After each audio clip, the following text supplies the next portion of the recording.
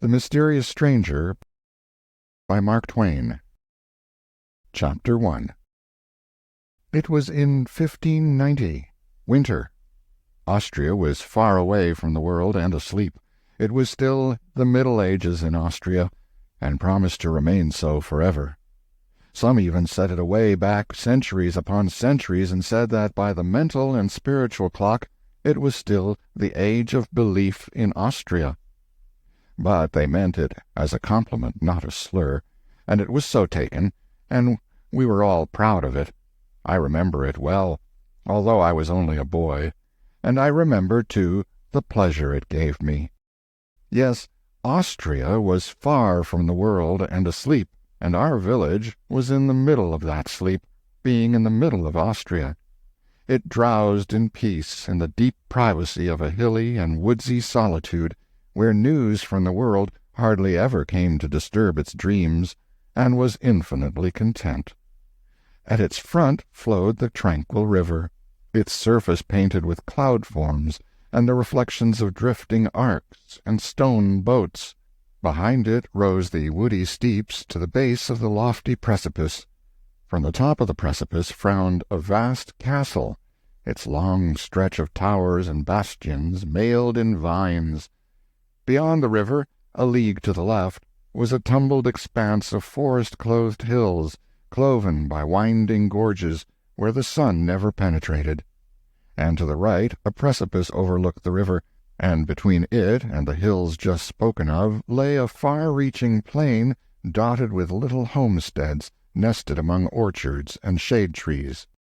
The whole region for leagues around was the hereditary property of a prince, whose servants kept the castle always in perfect condition for occupancy, but neither he nor his family came there oftener than once in 5 years. When they came, it was as if the Lord of the world had arrived, and had brought all the glories of its kingdoms along, and when they went, they left a calm behind, which was like the deep sleep which follows an orgy. Esseldorf was a paradise for us boys. We were not overmuch pestered with schooling. Mainly we were trained to be good Christians, to revere the Virgin, the Church, and the saints above everything. Beyond these matters we were not required to know much, and, in fact, not allowed to. Knowledge was not good for the common people, and could make them discontented with the lot which God had appointed for them, and God would not endure discontentment with his plans. We had 2 priests. One of them, Father Adolf, was a very zealous and strenuous priest, much considered. There may have been better priests, in some ways, than Father Adolf, but there was never one in our commune who was held in more solemn and awful respect.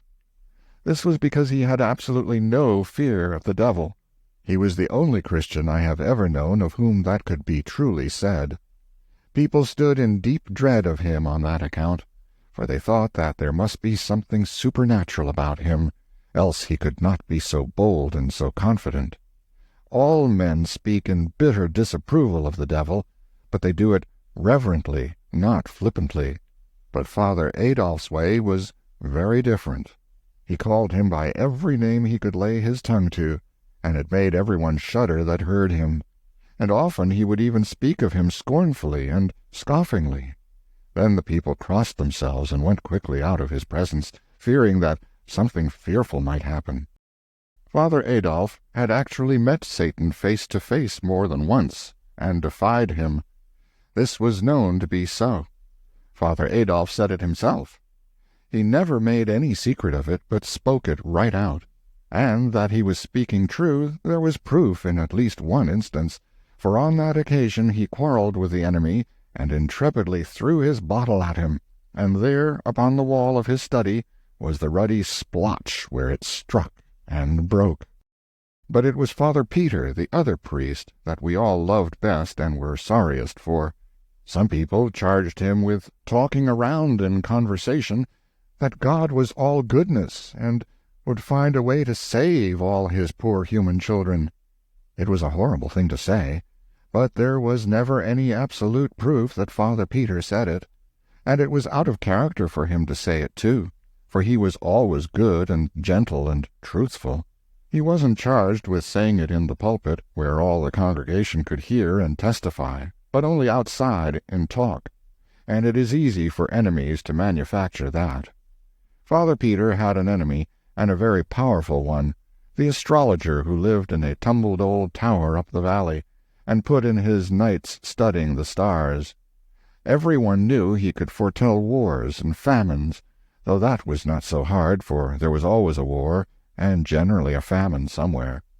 But he could also read any man's life through the stars in a big book he had, and find lost property, and every one in the village except Father Peter stood in awe of him. Even Father Adolf, who had defied the devil, had a wholesome respect for the astrologer when he came through our village wearing his tall, pointed hat and his long, flowing robe with stars on it, carrying his big book and a staff which was known to have magic power. The bishop himself sometimes listened to the astrologer, it was said, for, besides studying the stars and prophesying, the astrologer made a great show of piety, which would impress the bishop, of course. But Father Peter took no stock in the astrologer. He denounced him openly as a charlatan, a fraud with no valuable knowledge of any kind or powers beyond those of an ordinary and rather inferior human being, which naturally made the astrologer hate Father Peter and wish to ruin him. It was the astrologer, as we all believed, who originated the story about Father Peter's shocking remark and carried it to the bishop. It was said that Father Peter had made the remark to his niece, Margette, though Margette denied it and implored the bishop to believe her and spare her old uncle from poverty and disgrace. But the bishop wouldn't listen. He suspended Father Peter indefinitely, though he wouldn't go so far as to excommunicate him on the evidence of only one witness. And now Father Peter had been out a couple of years, and our other priest, Father Adolf, had his flock. Those had been hard years for the old priest and Margette. They had been favorites, but of course that changed when they came under the shadow of the bishop's frown. Many of their friends fell away entirely, and the rest became cool and distant. Margette was a lovely girl of 18 when the trouble came, and she had the best head in the village, and the most in it. She taught the harp, and earned all her clothes and pocket money by her own industry. But her scholars fell off one by one now. She was forgotten when there were dances and parties among the youth of the village. The young fellows stopped coming to the house, all except Wilhelm Maitling, and he could have been spared. She and her uncle were sad and forlorn in their neglect and disgrace, and the sunshine was gone out of their lives. Matters went worse and worse all through the 2 years. Clothes were wearing out. Bread was harder and harder to get, and now at last the very end was come. Solomon Isaacs had lent all the money he was willing to put on the house, and gave notice that tomorrow he would foreclose. Chapter 2. 3 of us boys were always together, and had been so from the cradle, being fond of one another from the beginning, and this affection deepened as the years went on. Nicholas Baumann, son of the principal judge of the local court, Seppi Wollmeyer, son of the keeper of the principal inn, the Golden Stag, which had a nice garden, with shade-trees reaching down to the riverside, and pleasure boats for hire. And I was the third, Theodor Fischer, son of the church organist, who was also leader of the village musicians, teacher of the violin, composer, tax collector of the commune, sexton, and in other ways a useful citizen and respected by all. We knew the hills and the woods as well as the birds knew them, for we were always roaming them when we had leisure, at least when we were not swimming or boating or fishing or playing on the ice or sliding downhill. And we had the run of the castle park, and very few had that. It was because we were pets of the oldest serving-man in the castle, Felix Brandt, and often we went there, nights, to hear him talk about old times and strange things, and to smoke with him, he taught us that, and to drink coffee, for he had served in the wars, and was at the siege of Vienna, and there, when the Turks were defeated and driven away, among the captured things were bags of coffee, and the Turkish prisoners explained the character of it and how to make a pleasant drink out of it, and now he always kept coffee by him, to drink himself and also to astonish the ignorant with. When it stormed, he kept us all night, and while it thundered and lightened outside, he told us about ghosts and horrors of every kind, and of battles and murders and mutilations and such things, and made it pleasant and cozy inside. And he told these things from his own experience largely. He had seen many ghosts in his time, and witches and enchanters, and once he was lost in a fierce storm at midnight in the mountains, and by the glare of the lightning had seen the wild huntsman rage on the blast with his spectre dogs, chasing after him through the driving cloud-rack. Also he had seen an incubus once, and several times he had seen the great bat that sucks the blood from the necks of people while they are asleep, fanning them softly with its wings, and so keeping them drowsy till they die. He encouraged us not to fear supernatural things, such as ghosts, and said they did no harm, but only wandered about because they were lonely and distressed, and wanted kindly notice and compassion. And in time we learned not to be afraid, and even went down with him in the night to the haunted chamber in the dungeons of the castle. The ghost appeared only once, and it went by very dim to the sight, and floated noiseless through the air, and then disappeared, and we scarcely trembled, he had taught us so well. He said it came up sometimes in the night and woke him by passing its clammy hand over his face, but it did him no hurt. It only wanted sympathy and notice. But the strangest thing was that he had seen angels, actual angels out of heaven, and had talked with them. They had no wings, and wore clothes, and talked and looked and acted just like any natural person, and you would never know them for angels except for the wonderful things they did which a mortal could not do, and the way they suddenly disappeared while you were talking with them, which was also a thing which no mortal could do. And he said they were pleasant and cheerful, not gloomy and melancholy like ghosts.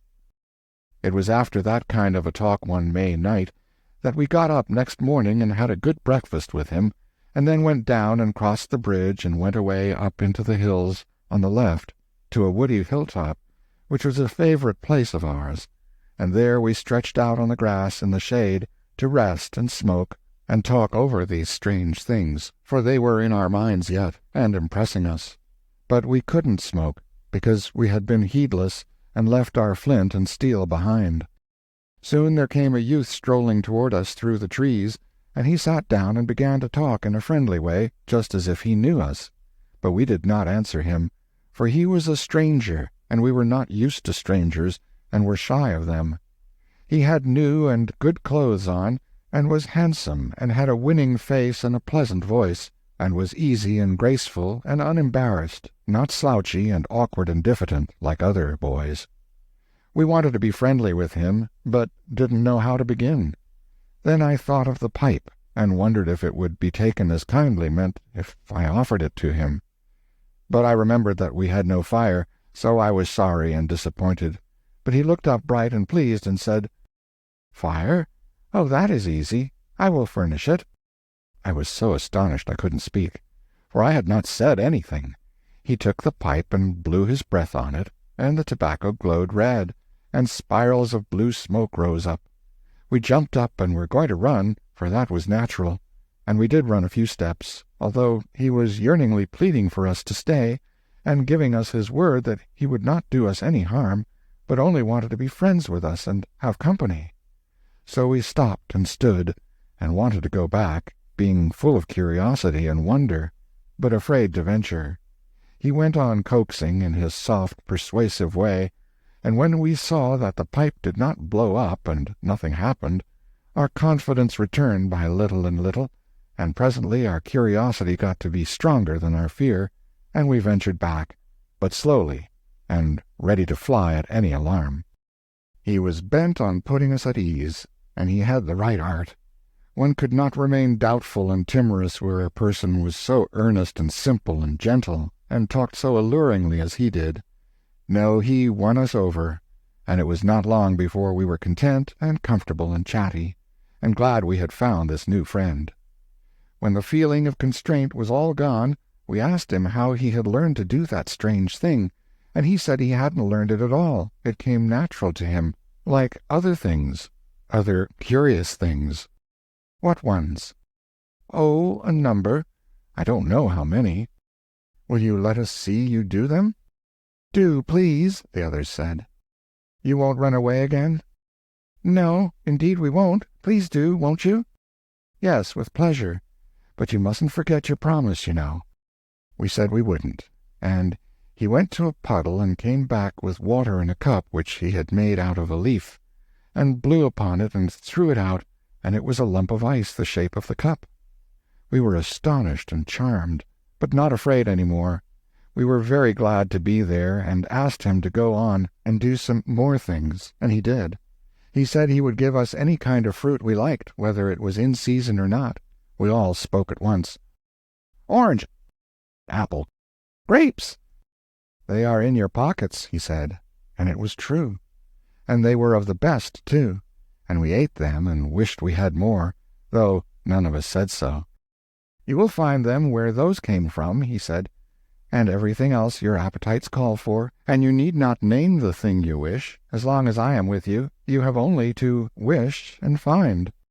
And he said, true. There was never anything so wonderful and so interesting. Bread, cakes, sweets, nuts, whatever one wanted, it was there. He ate nothing himself, but sat and chatted, and did one curious thing after another to amuse us. He made a tiny toy squirrel out of clay, and it ran up a tree and sat on a limb overhead and barked down at us.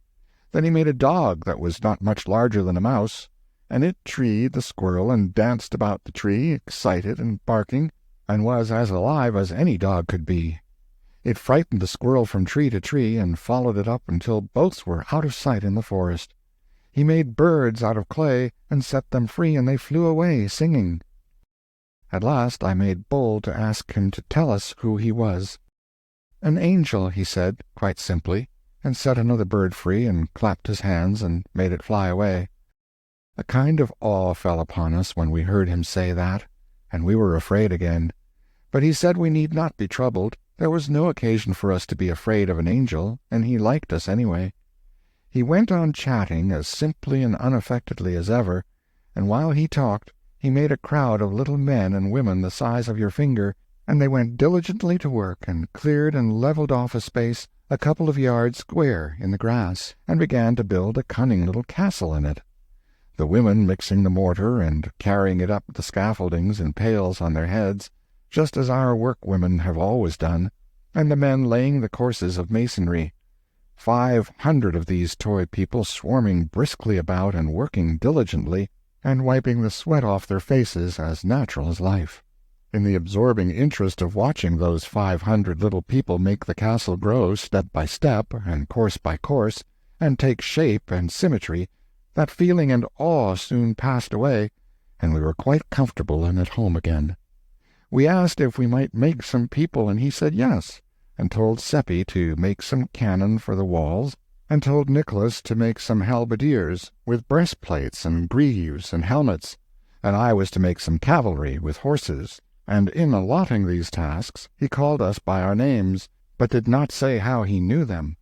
Then Seppi asked him what his own name was, and he said tranquilly, Satan, and held out a chip, and caught a little woman on it who was falling from the scaffolding, and put her back where she belonged, and said, She is an idiot to step backward like that and not notice what she is about.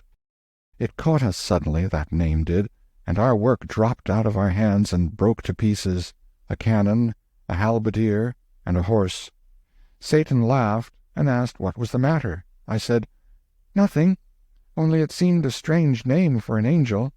He asked why. Because it's his name, you know. Yes, he is my uncle.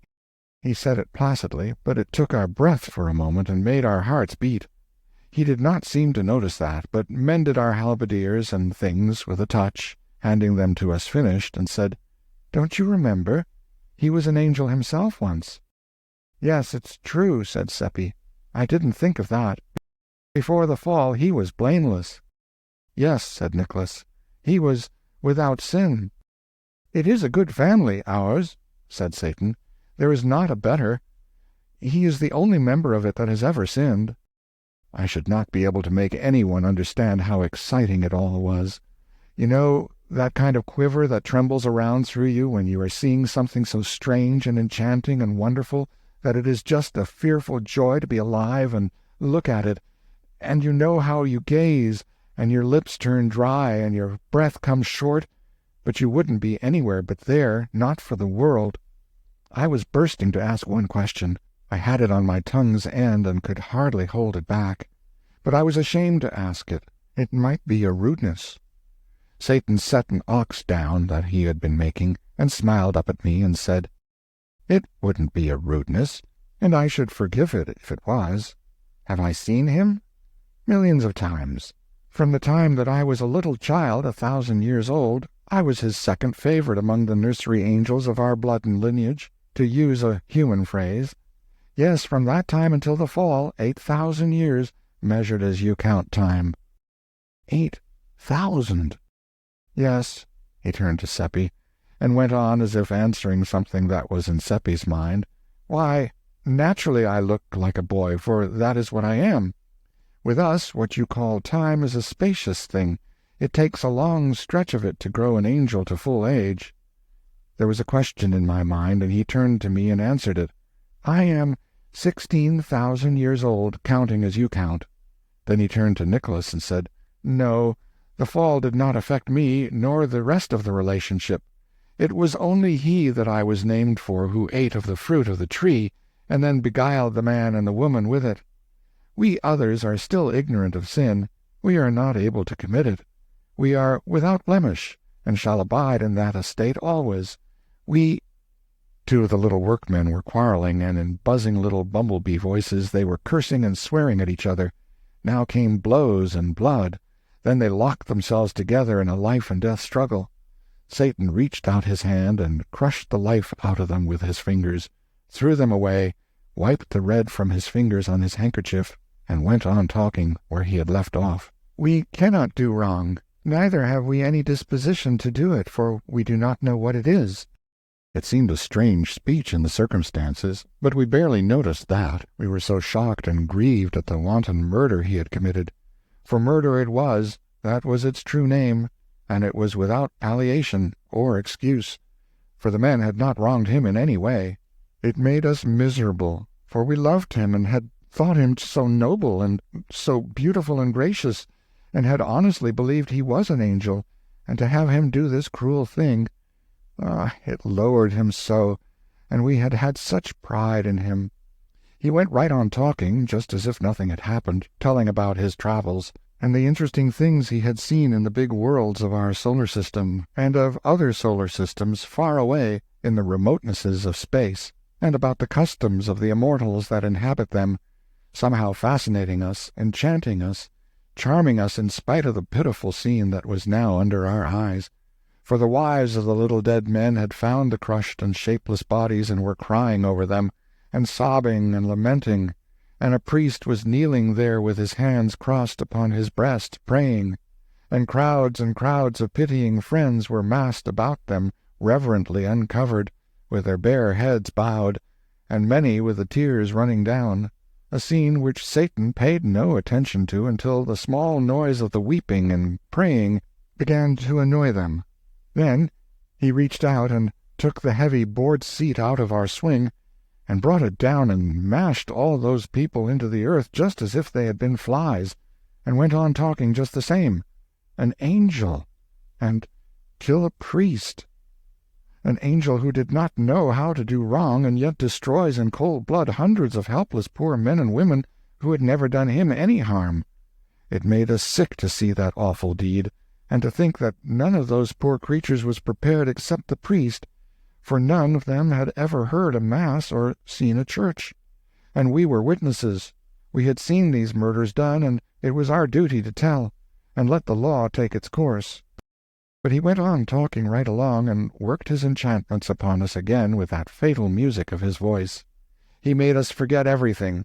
We could only listen to him and love him, and be his slaves, to do with us as he would. He made us drunk with the joy of being with him, and of looking into the heaven of his eyes, and of feeling the ecstasy that thrilled along our veins from the touch of his hand. Chapter 3. The stranger had seen everything. He had been everywhere. He knew everything, and he forgot nothing. What another must study, he learned at a glance. There were no difficulties for him, and he made things live before you when he told about them. He saw the world made. He saw Adam created. He saw Samson surge against the pillars and bring the temple down in ruins about him. He saw Caesar's death. He told of the daily life in heaven. He had seen the damned writhing in the red waves of hell. And he made us see all these things, and it was as if we were on the spot and looking at them with our own eyes. And we felt them, too, but there was no sign that they were anything to him beyond mere entertainments. Those visions of hell, those poor babes and women and girls and lads and men shrieking and supplicating in anguish, why, we could hardly bear it.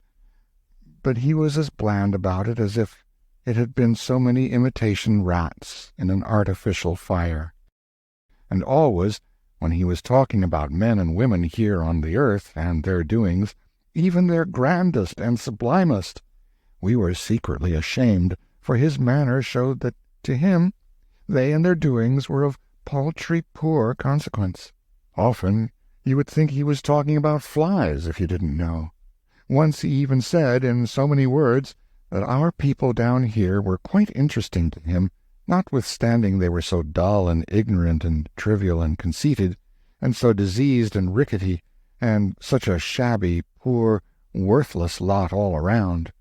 He said it in a quite matter-of-course way, and without bitterness, just as a person might talk about bricks or manure, or any other thing that was of no consequence and hadn't feelings. I could see he meant no offense, but in my thoughts I set it down as not very good manners. "Manners," he said. "Why, it is merely the truth, and truth is good manners. Manners are a fiction. The castle is done. Do you like it?" Anyone would have been obliged to like it. It was lovely to look at. It was so shapely and fine, and so cunningly perfect in all its particulars, even to the little flags waving from the turrets. Satan said we must put the artillery in place now, and station the halberdiers and display the cavalry. Our men and horses were a spectacle to see. They were so little like what they were intended for. For, of course, we had no art in making such things. Satan said they were the worst he had seen, and when he touched them and made them alive, it was just ridiculous the way they acted, on account of their legs not being of uniform lengths. They reeled and sprawled around as if they were drunk, and endangered everybody's lives around them, and finally fell over and lay helpless and kicking. It made us all laugh, though it was a shameful thing to see. The guns were charged with dirt to fire a salute, but they were so crooked and so badly made that they all burst when they went off, and killed some of the gunners and crippled the others. Satan said we would have a storm now, and an earthquake if we liked, but we must stand off a piece out of danger. We wanted to call the people away, too, but he said never mind them. They were of no consequence, and we could make more some time or other if we needed them. A small storm cloud began to settle down black over the castle, and the miniature lightning and thunder began to play, and the ground to quiver, and the wind to pipe and wheeze, and the rain to fall, and all the people flocked into the castle for shelter. The cloud settled down blacker and blacker, and one could see the castle only dimly through it. The lightning blazed out flash upon flash, and pierced the castle, and set it on fire. And the flames shone out red and fierce through the cloud, and the people came flying out shrieking, but Satan brushed them back, paying no attention to our begging and crying and imploring, and in the midst of the howling of the wind and volleying of the thunder, the magazine blew up, the earthquake rent the ground wide, and the castle's wreck and ruin tumbled into the chasm, which swallowed it from sight and closed upon it, with all that innocent life, not one of the 500 poor creatures escaping. Our hearts were broken. We could not keep from crying. "Don't cry," Satan said. "They were of no value." "But they are gone to hell." "Oh, it is no matter. We can make plenty more." It was of no use to try to move him. Evidently he was wholly without feelings, and could not understand. He was full of bubbling spirits, and as gay as if this were a wedding instead of a fiendish massacre. And he was bent on making us feel as he did, and of course his magic accomplished his desire. It was no trouble to him. He did whatever he pleased with us. In a little while we were dancing on that grave, and he was playing to us on a strange, sweet instrument which he took out of his pocket. And the music— but there's no music like that, unless perhaps in heaven, and that was where he brought it from, he said. It made one mad for pleasure, and we could not take our eyes from him, and the looks that went out of our eyes came from our hearts, and their dumb speech was worship. He brought the dance from heaven, too, and the bliss of paradise was in it.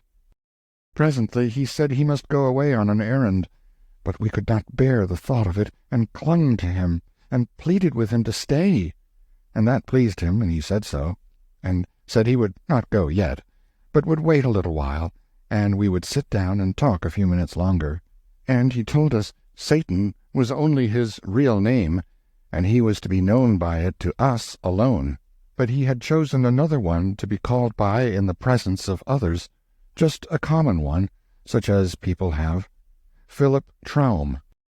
It sounded so odd and mean for such a being, but it was his decision, and we said nothing. His decision was sufficient. We had seen wonders this day, and my thoughts began to run on the pleasure it would be to tell them when I got home. But he noticed those thoughts and said, "No, all these matters are a secret among us four. I do not mind your trying to tell them, if you like, but I will protect your tongues, and nothing of the secret will escape from them." It was a disappointment, but it couldn't be helped, and it cost us a sigh or two. We talked pleasantly along, and he was always reading our thoughts and responding to them, and it seemed to me that this was the most wonderful of all the things he did. But he interrupted my musings and said, "No, it would be wonderful for you, but it is not wonderful for me. I am not limited like you. I am not subject to human conditions. I can measure and understand your human weaknesses, for I have studied them, but I have none of them. My flesh is not real, although it would seem firm to your touch. My clothes are not real. I am a spirit. Father Peter is coming." We looked around, but did not see anyone. "He is not in sight yet, but you will see him presently." "Do you know him, Satan?" "No." "Won't you talk with him when he comes? He is not ignorant and dull like us, and he would so like to talk with you. Will you?" "Another time, yes, but not now. I must go on my errand after a little. There he is now. You can see him. Sit still and don't say anything." We looked up and saw Father Peter approaching through the chestnuts. We three were sitting together in the grass, and Satan sat in front of us in the path. Father Peter came slowly along with his head down, thinking, and stopped within a couple of yards of us, and took off his hat, and got out his silk handkerchief, and stood there mopping his face and looking as if he were going to speak to us, but he didn't. Presently he muttered, "I can't think what brought me here. It seems as if I were in my study a minute ago, but I suppose I have been dreaming along for an hour and have come all this stretch without noticing, for I am not myself in these troubled days." Then he went mumbling along to himself and walked straight through Satan, just as if nothing were there. It made us catch our breath to see it. We had the impulse to cry out, the way you nearly always do when a startling thing happens, but something mysteriously restrained us, and we remained quiet, only breathing fast. Then the trees hid Father Peter after a little, and Satan said, "It is as I told you. I am only a spirit." "Yes, one perceives it now," said Nikolaus. "But we are not spirits. It is plain he did not see you, but were we invisible too? He looked at us." But he didn't seem to see us. No, none of us was visible to him, for I wished it so. It seemed almost too good to be true, that we were actually seeing these romantic and wonderful things, and that it was not a dream. And there he sat, looking just like anybody, so natural and simple and charming, and chatting along again the same as ever, and, well, words cannot make you understand what we felt. It was an ecstasy, and an ecstasy is a thing that will not go into words. It feels like music, and one cannot tell about music so that another person can get the feeling of it. He was back in the old ages once more now, and making them live before us. He had seen so much, so much. It was just a wonder to look at him and try to think how it must seem to have such experience behind one. But it made you seem sorrowfully trivial, and the creature of a day, and such a short and paltry day, too. And he didn't say anything to raise up your drooping pride. No, not a word. He always spoke of men in the same old indifferent way, just as one speaks of bricks and manure piles and such things. You could see that they were of no consequence to him, one way or the other.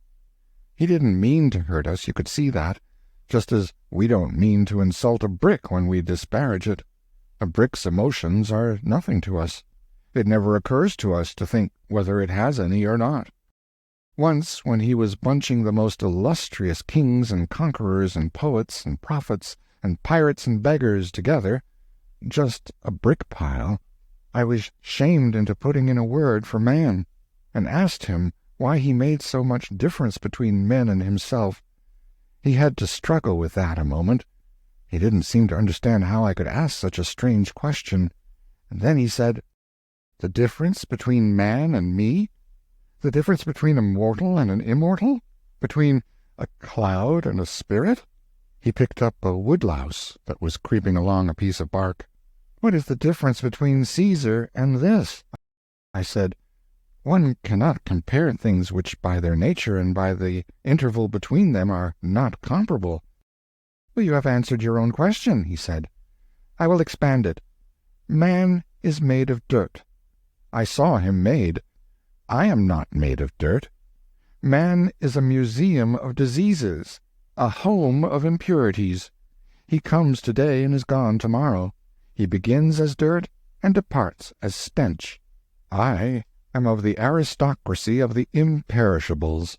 And man has the moral sense. You understand? He has the moral sense. That would seem to be difference enough between us all by itself." He stopped there as if that settled the matter. I was sorry, for at that time I had but a dim idea of what the moral sense was. I merely knew that we were proud of having it, and when he talked like that about it, it wounded me, and I felt as a girl feels who thinks her dearest finery is being admired and then overhears strangers making fun of it. For a while we were all silent, and I, for one, was depressed. Then Satan began to chat again, and soon he was sparkling along in such a cheerful and vivacious vein that my spirits rose once more. He told some very cunning things that put us in a gale of laughter, and when he was telling about the time that Samson tied the torches to the foxes' tails and set them loose in the Philistines' corn, and Samson sitting on the fence slapping his thighs and laughing, with the tears running down his cheeks, and lost his balance and fell off the fence, the memory of that picture got him to laughing too, and we did have a most lovely and jolly time. By and by he said, "I am going on my errand now." "Don't," we all said. "Don't go. Stay with us. You won't come back." "Yes, I will. I give you my word." "When? Tonight? Say when." "It won't be long. You will see." "We like you." "And I you, and as a proof of it, I will show you something fine to see. Usually when I go I merely vanish, but now I will dissolve myself and let you see me do it." He stood up, and it was quickly finished. He thinned away and thinned away until he was a soap bubble, except that he kept his shape. You could see the bushes through him as clearly as you see things through a soap bubble. and all over him played and flashed the delicate iridescent colors of the bubble, and along with them was that thing shaped like a window sash which you always see on the globe of the bubble. You have seen a bubble strike the carpet and lightly bound along 2 or 3 times before it bursts. He did that. He sprang, touched the grass, bounded, floated along, touched again, and so on, and presently exploded. Poof! And in his place was vacancy. It was a strange and beautiful thing to see. We did not say anything, but sat wondering and dreaming and blinking, and finally Seppi roused up and said, mournfully sighing, "I suppose none of it has happened." Nikolaus sighed and said about the same. I was miserable to hear them say it, for it was the same cold fear that was in my own mind. Then we saw poor old Father Peter wandering along back, with his head bent down, searching the ground. When he was pretty close to us, he looked up and saw us, and said, "How long have you been here, boys?" "A little while, Father." "And it is since I came by, and maybe you can help me. Did you come up by the path?" "Yes, Father." "That is good. I came the same way. I have lost my wallet. There wasn't much in it, but a very little is much to me, for it was all I had. I suppose you haven't seen anything of it?" "No, Father, but we will help you hunt." "It is what I was going to ask you. Why, here it is." We hadn't noticed it, yet there it lay, right where Satan stood, when he began to melt. If he did melt, and it wasn't a delusion. Father Peter picked it up and looked very much surprised. "It is mine," he said, "but not the contents. This is fat. Mine was flat. Mine was light. This is heavy." He opened it. It was stuffed as full as it could hold with gold coins. He let us gaze our fill, and of course we did gaze, for we had never seen so much money at one time before. All our mouths came open to say, "Satan did it," but nothing came out. There it was, you see. We couldn't tell what Satan didn't want told. He had said so himself. "Boys, did you do this?" It made us laugh, and it made him laugh too, as soon as he thought what a foolish question it was. "Who has been here?" Our mouths came open to answer, but stood so for a moment, because we couldn't say nobody, for it wouldn't be true, and the right word didn't seem to come. Then I thought of the right one, and said it. "Not a human being."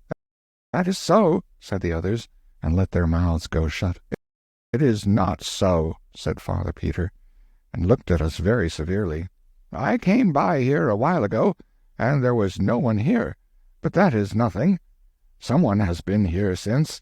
I don't mean to say that the person didn't pass here before you came, and I don't mean to say you saw him, but someone did pass, that I know.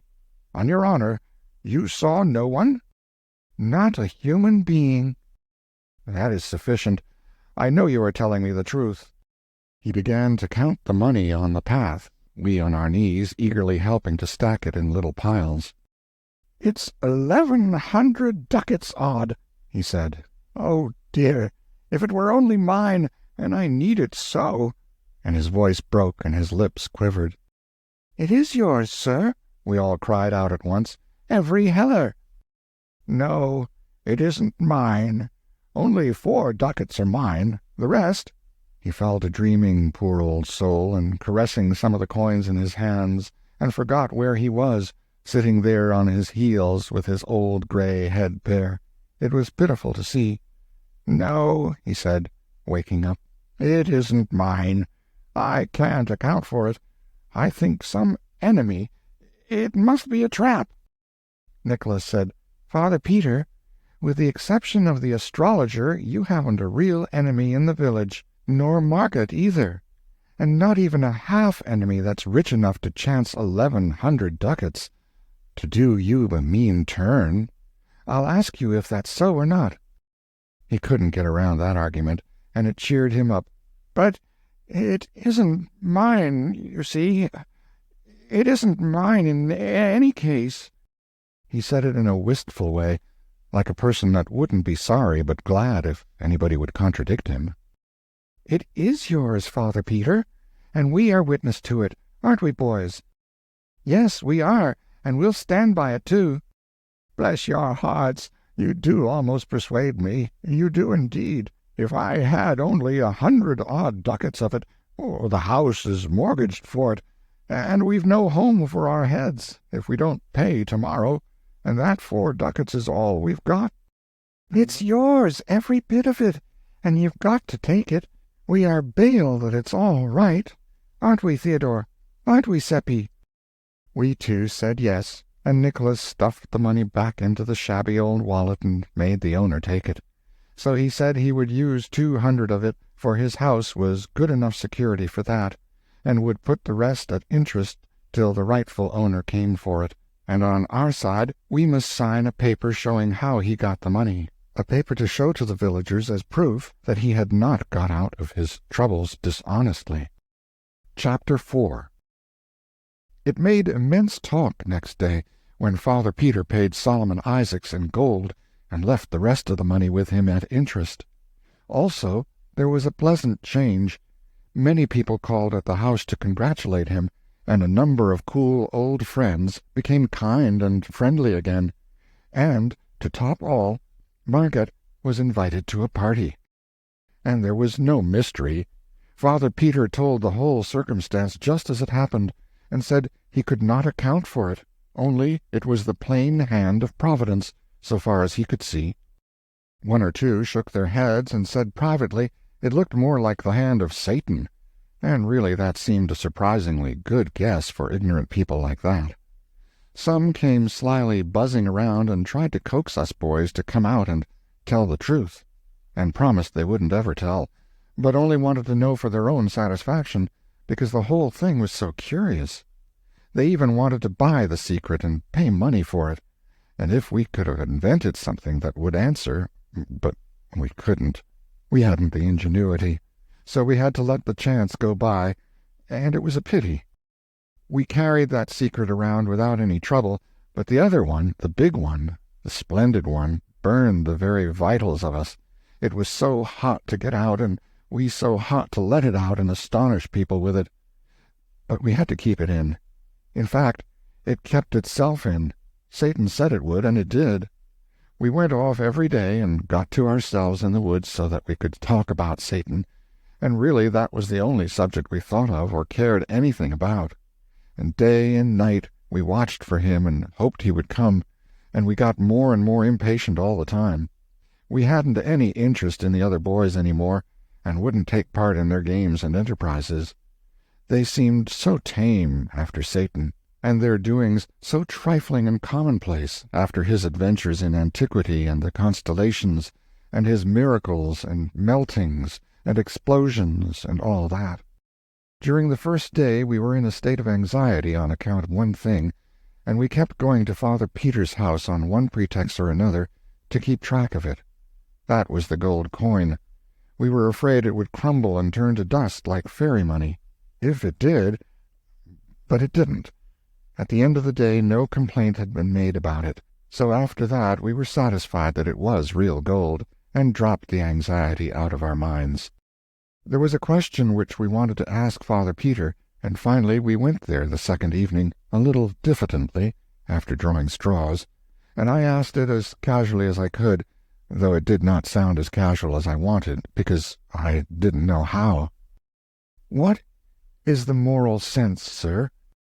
He looked down, surprised, over his great spectacles, and said, "Why, it is the faculty which enables us to distinguish good from evil."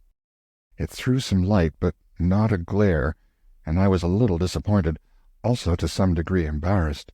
He was waiting for me to go on, so in default of anything else to say I asked, "Is it valuable?" "Valuable? Heavens, lad! It is the one thing that lifts man above the beasts that perish, and makes him heir to immortality." This did not remind me of anything further to say, so I got out with the other boys, and we went away with that indefinite sense you have often had of being filled, but not fatted. They wanted me to explain, but I was tired. We passed out through the parlor, and there was Margaret at the spinet teaching Marie Lugier. So one of the deserting pupils was back, and an influential one, too. The others would follow. Margaret jumped up and ran and thanked us again, with tears in her eyes. This was the third time, for saving her and her uncle from being turned into the street, and we told her again we hadn't done it, but that was her way. She never could be grateful enough for anything a person did for her, so we let her have her say. And as we passed through the garden, there was Wilhelm Mietling sitting there waiting, for it was getting toward the edge of the evening, and he would be asking Margaret to take a walk along the river with him when she was done with the lesson. He was a young lawyer, and succeeding fairly well, and working his way along little by little. He was very fond of Margaret, and she of him. He had not deserted along with the others, but had stood his ground all through. His faithfulness was not lost on Margaret and her uncle. He hadn't so very much talent, but he was handsome and good, and these are a kind of talents themselves and help along. He asked us how the lesson was getting along, and we told him it was about done. And maybe it was so. We didn't know anything about it, but we judged it would please him, and it did, and didn't cost us anything. Chapter 5. On the fourth day comes the astrologer from his crumbling old tower up the valley, where he had heard the news, I reckon. He had a private talk with us, and we told him what we could, for we were mightily in dread of him. He sat there studying and studying a while to himself. Then he asked, "How many ducats did you say?" 1107, sir. Then he said, as if he were talking to himself, "It is very singular, yes, very strange, a curious coincidence."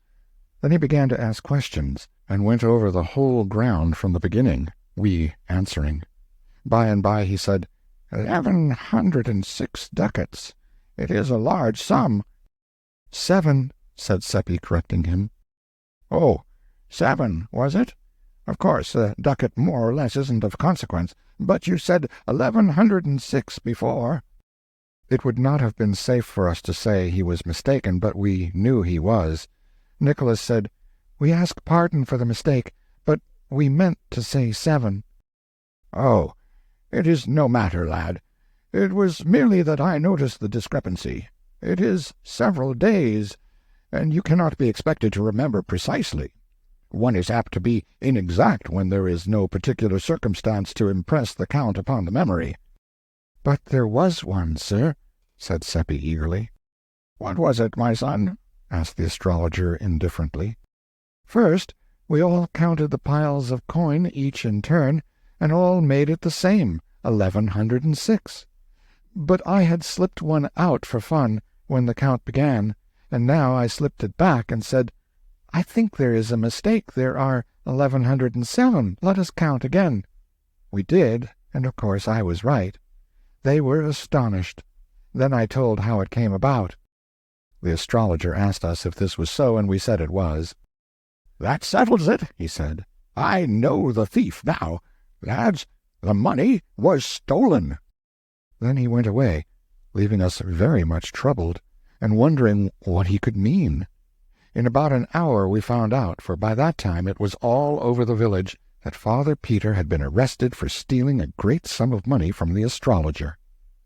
Everybody's tongue was loose and going. Many said it was not in Father Peter's character and must be a mistake, but the others shook their heads and said misery and want could drive a suffering man to almost anything. About one detail there were no differences. All agreed that Father Peter's account of how the money came into his hands was just about unbelievable. It had such an impossible look. They said it might have come into the astrologer's hands in some such way, but into Father Peter's, never. Our characters began to suffer now.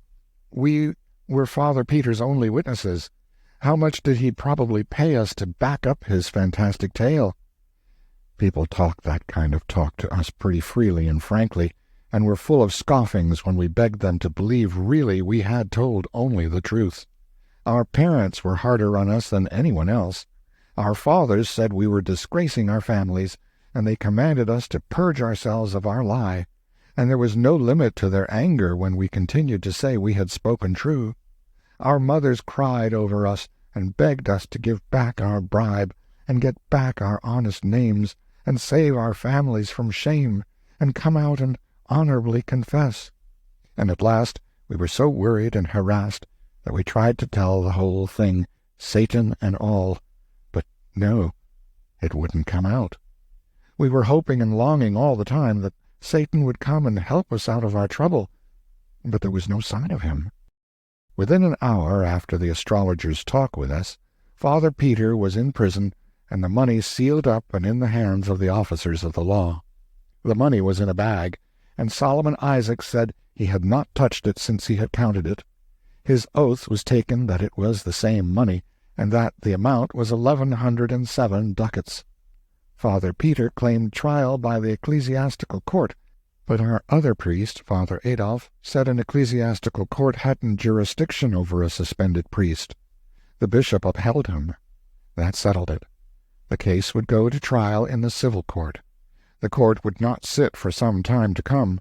Wilhelm Madling would be Father Peter's lawyer, and do the best he could, of course, but he told us privately that a weak case on his side and all the power and prejudice on the other made the outlook bad. So Margette's new happiness died a quick death. No friends came to condole with her, and none were expected. An unsigned note withdrew her invitation to the party. There would be no scholars to take lessons. How could she support herself? She could remain in the house, for the mortgage was paid off, though the government, and not poor Solomon Isaacs, had the mortgage money in its grip for the present. Old Ursula, who was cook, chambermaid, housekeeper, laundress, and everything else for Father Peter, and had been Margette's nurse in earlier years, said God would provide.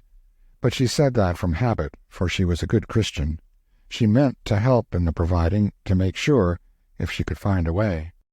We boys wanted to go and see Margette, and show friendliness for her, but our parents were afraid of offending the community and wouldn't let us.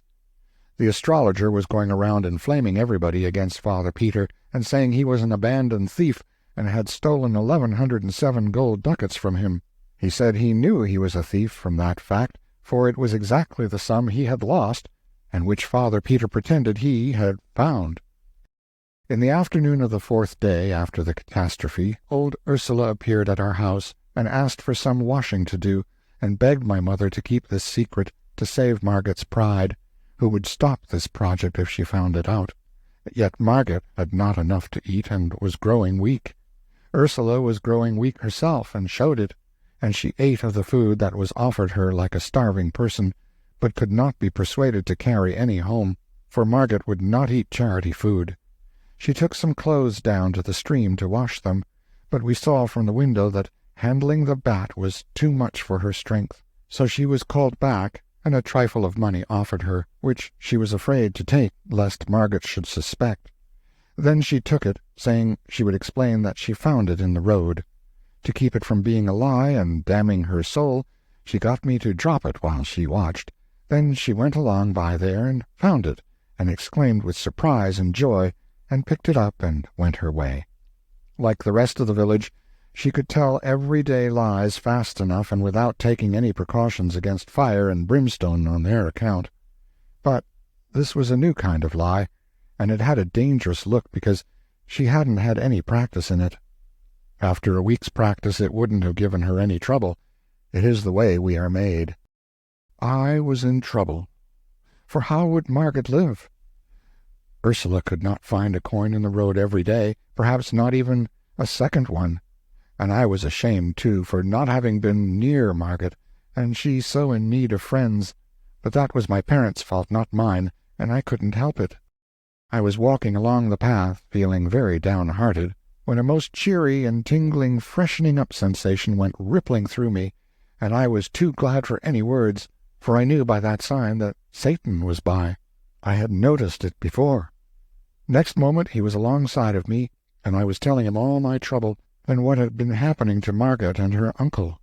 While we were talking, we turned a curve and saw old Ursula resting in the shade of a tree, and she had a lean, stray kitten in her lap and was petting it. I asked her where she got it, and she said it came out of the woods and followed her, and she said it probably hadn't any mother or any friends, and she was going to take it home and take care of it. Satan said, "I understand you are very poor. Why do you want to add another mouth to feed? Why don't you give it to some rich person?" Ursula bridled at this and said, "Perhaps you would like to have it? You must be rich with your fine clothes and quality airs." Then she sniffed and said, "Give it to the rich, the idea! The rich don't care for anybody but themselves. It's only the poor that have feeling for the poor, and help them. The poor and God will provide for this kitten." "What makes you think so?" Ursula's eyes snapped with anger. "Because I know it," she said. "Not a sparrow falls to the ground without his seeing it." "But it falls just the same. What good is seeing it fall?" Old Ursula's jaws worked, but she could not get any word out for the moment, she was so horrified. When she got her tongue, she stormed out, "Go about your business, you puppy, or I will take a stick to you." I could not speak, I was so scared. I knew that with his notions about the human race, Satan would consider it a matter of no consequence to strike her dead, there being plenty more. But my tongue stood still. I could give her no warning. But nothing happened. Satan remained tranquil and indifferent. I suppose he could not be insulted by Ursula any more than the king could be insulted by a tumble-bug. The old woman jumped to her feet when she made her remark, and did it as briskly as a young girl. It had been many years since she had done the like of that. That was Satan's influence. He was a fresh breeze to the weak and the sick wherever he came. His presence affected even the lean kitten, and it skipped to the ground and began to chase a leaf. This surprised Ursula, and she stood looking at the creature and nodding her head wonderingly, her anger quite forgotten. "What's come over it?" she said. "A while ago it could hardly walk." "You have not seen a kitten of that breed before," said Satan. Ursula was not proposing to be friendly with the mocking stranger, and she gave him an ungentle look and retorted, "Who asked you to come here and pester me, I'd like to know? And what do you know about what I've seen and what I haven't seen?" "You haven't seen a kitten with the hair spines on its tongue pointing to the front, have you?" "No, nor you either." "Well, examine this one and see." Ursula was become pretty spry, but the kitten was sprier, and she could not catch it, and had to give it up. Then Satan said, "Give it a name, and maybe it will come." Ursula tried several names, but the kitten was not interested. "Call it Agnes. Try that." The creature answered to the name and came. Ursula examined its tongue. "Upon my word, it's true," she said. "I have not seen this kind of a cat before. Is it yours?" "No." "Then how did you know its name so pat?" "Because all cats of that breed are named Agnes. They will not answer to any other." Ursula was impressed. "It is the most wonderful thing." Then a shadow of trouble came into her face, for her superstitions were aroused, and she reluctantly put the creature down, saying, "I suppose I must let it go. I am not afraid. No, not exactly that, though the priest— well, I've heard people, indeed many people, and besides, it is quite well now and can take care of itself." She sighed and turned to go, murmuring, "It is such a pretty one, too, and would be such company, and the house is so sad and lonesome these troubled days. Miss Margaret so mournful and just a shadow, and the old master shut up in jail." "It seems a pity not to keep it," said Satan. Ursula turned quickly, just as if she were hoping someone would encourage her. "Why?" she asked wistfully. "Because this breed brings luck." "Does it? Is it true? Young man, do you know it to be true? How does it bring luck?" "Well, it brings money, anyway." Ursula looked disappointed. "Money? A cat bring money? The idea! You could never sell it here. People do not buy cats here. One can't even give them away." She turned to go. "I don't mean sell it. I mean have an income from it. This kind is called the lucky cat. Its owner finds 4 silver groschen in his pocket every morning." I saw the indignation rising in the old woman's face. She was insulted. This boy was making fun of her. That was her thought. She thrust her hands into her pockets and straightened up to give him a piece of her mind. Her temper was all up and hot. Her mouth came open and let out 3 words of a bitter sentence. Then it fell silent, and the anger in her face turned to surprise or wonder or fear or something, and she slowly brought out her hands from her pockets and opened them and held them so. In one was my piece of money, in the other lay 4 silver groschen. She gazed a little while, perhaps to see if the groschen would vanish away. Then she said fervently, "It's true! It's true! And I'm ashamed and beg forgiveness, O dear master and benefactor!" And she ran to Satan and kissed his hand over and over again, according to the Austrian custom. In her heart she probably believed it was a witch-cat and an agent of the devil, but no matter, it was all the more certain to be able to keep its contract and furnish a daily good living for the family, for in matters of finance even the piousest of our peasants would have more confidence in an arrangement with the devil than with an archangel. Ursula started homeward, with Agnes in her arms, and I said I wished I had her privilege of seeing Margaret. Then I caught my breath, for we were there in the parlor, and Margaret standing looking at us, astonished.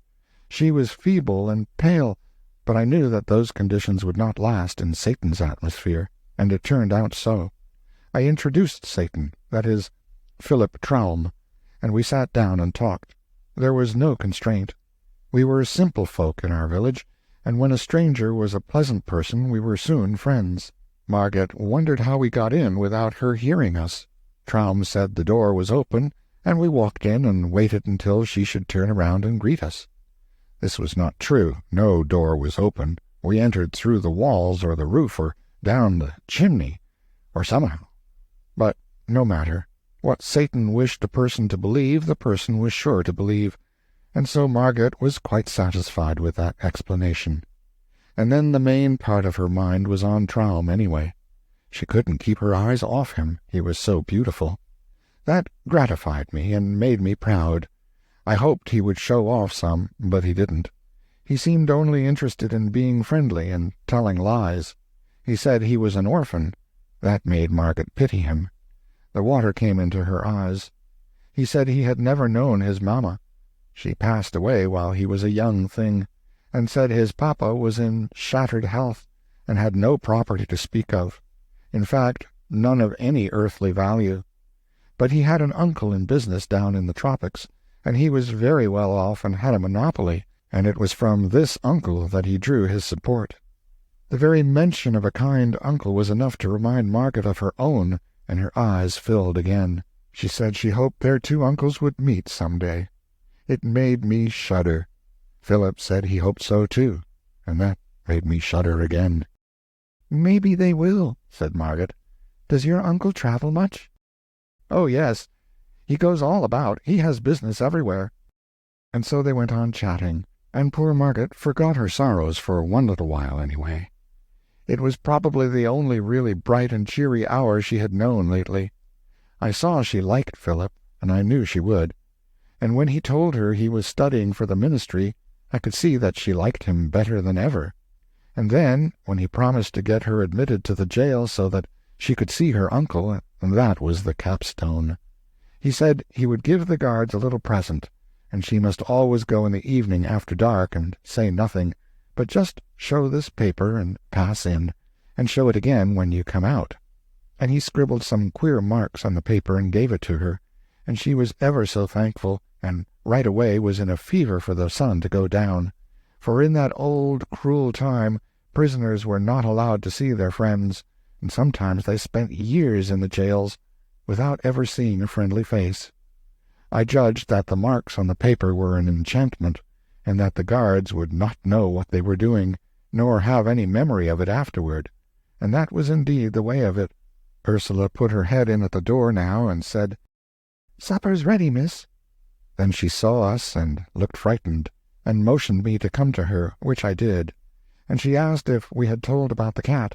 I said no, and she was relieved, and said, "Please don't," for if Miss Margaret knew, she would think it was an unholy cat and would send for a priest and have its gifts all purified out of it, and then there wouldn't be any more dividends. So I said we wouldn't tell, and she was satisfied. Then I was beginning to say goodbye to Margaret, but Satan interrupted and said ever so politely, "Well, I don't remember just the words, but anyway, he as good as invited himself to supper, and me too." Of course Margaret was miserably embarrassed, for she had no reason to suppose there would be half enough for a sick bird. Ursula heard him, and she came straight into the room, not a bit pleased. At first she was astonished to see Margaret looking so fresh and rosy, and said so. Then she spoke up in her native tongue, which was Bohemian, and said, as I learned afterward, "Send him away, Miss Margaret. There's not victuals enough." Before Margaret could speak, Satan had the word, and was talking back at Ursula in her own language, which was a surprise to her and for her mistress too. He said, "Didn't I see you down the road a while ago?" "Yes, sir." "Ah, that pleases me. I see you remember me." He stepped to her and whispered, "I told you it is a lucky cat. Don't be troubled. It will provide." That sponged the slate of Ursula's feelings clean of its anxieties, and a deep financial joy shone in her eyes. The cat's value was augmenting. It was getting full time for Margaret to take some sort of notice of Satan's invitation, and she did it in the best way, the honest way that was natural to her. She said she had little to offer, but that we were welcome if we would share it with her. We had supper in the kitchen, and Ursula waited at table. A small fish was in the frying-pan, crisp and brown and tempting, and one could see that Margaret was not expecting such respectable food as this. Ursula brought it, and Margaret divided it between Satan and me, declining to take any of it herself, and was beginning to say she did not care for fish today, but she did not finish the remark. It was because she noticed that another fish had appeared in the pan. She looked surprised, but did not say anything. She probably meant to inquire of Ursula about this later. There were other surprises, flesh and game, and wines and fruits, things which had been strangers in that house lately. But Margaret made no exclamations, and now even looked unsurprised, which was Satan's influence, of course. Satan talked right along and was entertaining, and made the time pass pleasantly and cheerfully. And although he told a good many lies, it was no harm in him, for he was only an angel and did not know any better. They do not know right from wrong. I knew this, because I remembered what he had said about it. He got on the good side of Ursula. He praised her to Margaret confidentially, but speaking just loud enough for Ursula to hear. He said she was a fine woman, and he hoped some day to bring her and his uncle together. Very soon Ursula was mincing and simpering around in a ridiculous girly way, and smoothing out her gown and prinking at herself like a foolish old hen, and all the time pretending she was not hearing what Satan was saying. I was ashamed, for it showed us to be what Satan considered us, a silly race and trivial. Satan said his uncle entertained a great deal, and to have a clever woman presiding over the festivities would double the attractions of the place. "But your uncle is a gentleman, isn't he?" asked Margaret. "Yes," said Satan indifferently. "Some even call him a prince, out of compliment, but he is not bigoted. To him personal merit is everything, rank nothing." My hand was hanging down by my chair. Agnes came along and licked it. By this act a secret was revealed. I started to say, "It is all a mistake. This is just a common, ordinary cat. The hair-needles on her tongue point inward, not outward." But the words did not come, because they couldn't. Satan smiled upon me, and I understood. When it was dark, Margaret took food and wine and fruit in a basket, and hurried away to the jail, and Satan and I walked toward my home. I was thinking to myself that I should like to see what the inside of the jail was like. Satan overheard the thought, and the next moment we were in the jail. We were in the torture chamber, Satan said. The rack was there, and the other instruments, and there was a smoky lantern or two hanging on the walls and helping to make the place look dim and dreadful. There were people there, and executioners, but as they took no notice of us, it meant that we were invisible. A young man lay bound, and Satan said he was suspected of being a heretic, and the executioners were about to inquire into it. They asked the man to confess to the charge, and he said he could not, for it was not true. Then they drove splinter after splinter under his nails, and he shrieked with the pain. Satan was not disturbed, but I could not endure it, and had to be whisked out of there. I was faint and sick, but the fresh air revived me, and we walked toward my home. I said it was a brutal thing. No, it was a human thing. You should not insult the brutes by such a misuse of that word. They have not deserved it. And he went on talking like that. It is like your paltry race, always lying, always claiming virtues which it hasn't got, always denying them to the higher animals, which alone possess them. No brute ever does a cruel thing. That is the monopoly of those with a moral sense. When a brute inflicts pain, he does it innocently. It is not wrong. For him there is no such thing as wrong. And he does not inflict pain for the pleasure of inflicting it. Only man does that, inspired by that mongrel moral sense of his, a sense whose function is to distinguish between right and wrong, with liberty to choose which of them he will do. Now what advantage can he get out of that? He is always choosing, and in 9 cases out of 10 he prefers the wrong. There shouldn't be any wrong, and without the moral sense there couldn't be any. And yet he is such an unreasoning creature that he is not able to perceive that the moral sense degrades him to the bottom layer of animated beings, and is a shameful possession. Are you feeling better? Let me show you something. Chapter 6. In a moment we were in a French village. We walked through a great factory of some sort, where men and women and little children were toiling in heat and dirt and a fog of dust, and they were clothed in rags, and drooped at their work, for they were worn and half-starved and weak and drowsy. Satan said, "It is some more moral sense. The proprietors are rich and very holy, but the wage they pay to these poor brothers and sisters of theirs is only enough to keep them from dropping dead with hunger. The work hours are 14 per day, winter and summer, from 6 in the morning till 8 at night, little children and all, and they walk to and from the pigsties which they inhabit, 4 miles each way, through mud and slush, rain, snow, sleet, and storm, daily, year in and year out. They get 4 hours of sleep. They kennel together, 3 families in a room, in unimaginable filth and stench, and disease comes, and they die off like flies. Have they committed a crime, these mangy things? No. What have they done that they are punished so? Nothing at all, except getting themselves born into your foolish race. You have seen how they treat a misdoer there in the jail. Now you see how they treat the innocent and the worthy. Is your race logical? Are these ill-smelling innocents better off than that heretic? Indeed, no. His punishment is trivial compared with theirs. They broke him on the wheel and smashed him to rags and pulp after we left, and he is dead now, and free of your precious race. But these poor slaves here, why, they have been dying for years, and some of them will not escape from life for years to come. It is the moral sense which teaches the factory proprietors the difference between right and wrong, and you perceive the result. They think themselves better than dogs. Ah, you are such an illogical, unreasoning race, and paltry. Oh, unspeakably." Then he dropped all seriousness and just overstrained himself making fun of us, and deriding our pride in our warlike deeds, our great heroes, our imperishable fames, our mighty kings, our ancient aristocracies, our venerable history, and laughed till it was enough to make a person sick to hear him, and finally he sobered a little and said, "But after all, it is not all ridiculous.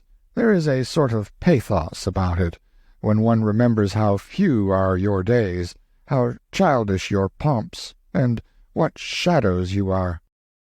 Presently all things vanished suddenly from my sight, and I knew what it meant. The next moment we were walking along in our village, and down toward the river I saw the twinkling lights of the Golden Stag. Then in the dark I heard a joyful cry. "He's come again!" It was Seppi Wohlmeyer. He had felt his blood leap and his spirits rise in a way that could mean only one thing, and he knew Satan was near, although it was too dark to see him. He came to us, and we walked along together, and Seppi poured out his gladness like water. It was as if he were a lover, and had found his sweetheart who had been lost. Seppi was a smart and animated boy, and had enthusiasm and expression, and was a contrast to Nikolaus and me. He was full of the last new mystery now, the disappearance of Hans Oppert, the village loafer. People were beginning to be curious about it, he said. He did not say anxious. Curious was the right word, and strong enough. No one had seen Hans for a couple of days. "Not since he did that brutal thing, you know," he said. "What brutal thing?" It was Satan that asked. "Well, he is always clubbing his dog, which is a good dog and his only friend, and is faithful and loves him, and does no one any harm. And 2 days ago he was at it again, just for nothing, just for pleasure, and the dog was howling and begging, and Theodor and I begged too, but he threatened us, and struck the dog again with all his might and knocked one of his eyes out, and he said to us, 'There, I hope you are satisfied now. That's what you have got for him, by your damned meddling.' And he laughed, the heartless brute." Seppi's voice trembled with pity and anger. I guessed what Satan would say, and he said it. "There is that misused word again, that shabby slander. Brutes do not act like that, but only men." "Well, it was inhuman anyway." "No, it wasn't, Seppi. It was human, quite distinctly human. It is not pleasant to hear you libel the higher animals by attributing to them dispositions which they are free from, and which are found nowhere but in the human heart. None of the higher animals is tainted with the disease called the moral sense. Purify your language, Seppi. Drop those lying phrases out of it." He spoke pretty sternly for him, and I was sorry I hadn't warned Seppi to be more particular about the word he used. I knew how he was feeling. He would not want to offend Satan. He would rather offend all his kin. There was an uncomfortable silence, but relief soon came, for that poor dog came along now, with his eye hanging down, and went straight to Satan, and began to moan and mutter brokenly, and Satan began to answer in the same way, and it was plain that they were talking together in the dog language. We all sat down in the grass in the moonlight, for the clouds were breaking away now, and Satan took the dog's head in his lap and put the eye back in its place, and the dog was comfortable, and he wagged his tail and licked Satan's hand, and looked thankful and said the same. I knew he was saying it, though I did not understand the words. Then the two talked together a bit, and Satan said, "He says his master was drunk." "Yes, he was," said we. "And an hour later he fell over the precipice there beyond the cliff pasture. We know the place. It is 3 miles from here. And the dog has been often to the village, begging people to go there, but he was only driven away and not listened to." We remembered it, but hadn't understood what he wanted.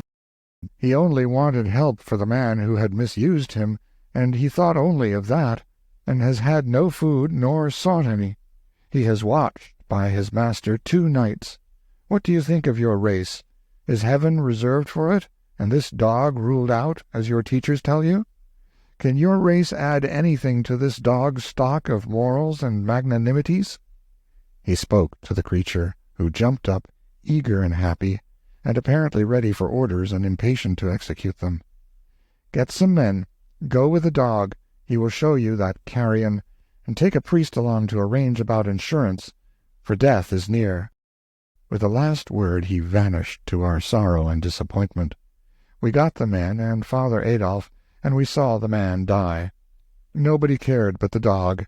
He mourned and grieved, and licked the dead face, and could not be comforted. We buried him where he was, and without a coffin, for he had no money, and no friend but the dog. If we had been an hour earlier, the priest would have been in time to send that poor creature to heaven, but now he was gone down into the awful fires, to burn forever. It seems such a pity that, in a world where so many people have difficulty to put in their time, one little hour could not have been spared for this poor creature who needed it so much, and to whom it would have made the difference between eternal joy and eternal pain. It gave an appalling idea of the value of an hour, and I thought I could never waste one again without remorse and terror. Seppi was depressed and grieved, and said it must be so much better to be a dog and not run such awful risks. We took this one home with us and kept him for our own. Seppi had a very good thought as we were walking along, and it cheered us up and made us feel much better. He said the dog had forgiven the man that had wronged him so, and maybe God would accept that absolution. There was a very dull week now, for Satan did not come, nothing much was going on, and we boys could not venture to go and see Margot, because the nights were moonlit, and our parents might find us out if we tried. But we came across Ursula a couple of times, taking a walk in the meadows beyond the river to air the cat, and we learned from her that things were going well. She had natty new clothes on and bore a prosperous look. The 4 groschen a day were arriving without a break, but were not being spent for food and wine and such things. The cat attended to all that. Margot was enduring her forsakenness and isolation fairly well, all things considered, and was cheerful, by help of Wilhelm Meidling. She spent an hour or 2 every night in the jail with her uncle, and had fattened him up with the cat's contributions. But she was curious to know more about Philip Traum, and hoped I would bring him again. Ursula was curious about him herself, and asked a good many questions about his uncle. It made the boys laugh, for I had told them the nonsense Satan had been stuffing her with. She got no satisfaction out of us, our tongues being tied. Ursula gave us a small item of information. Money being plenty now, she had taken on a servant to help about the house and run errands.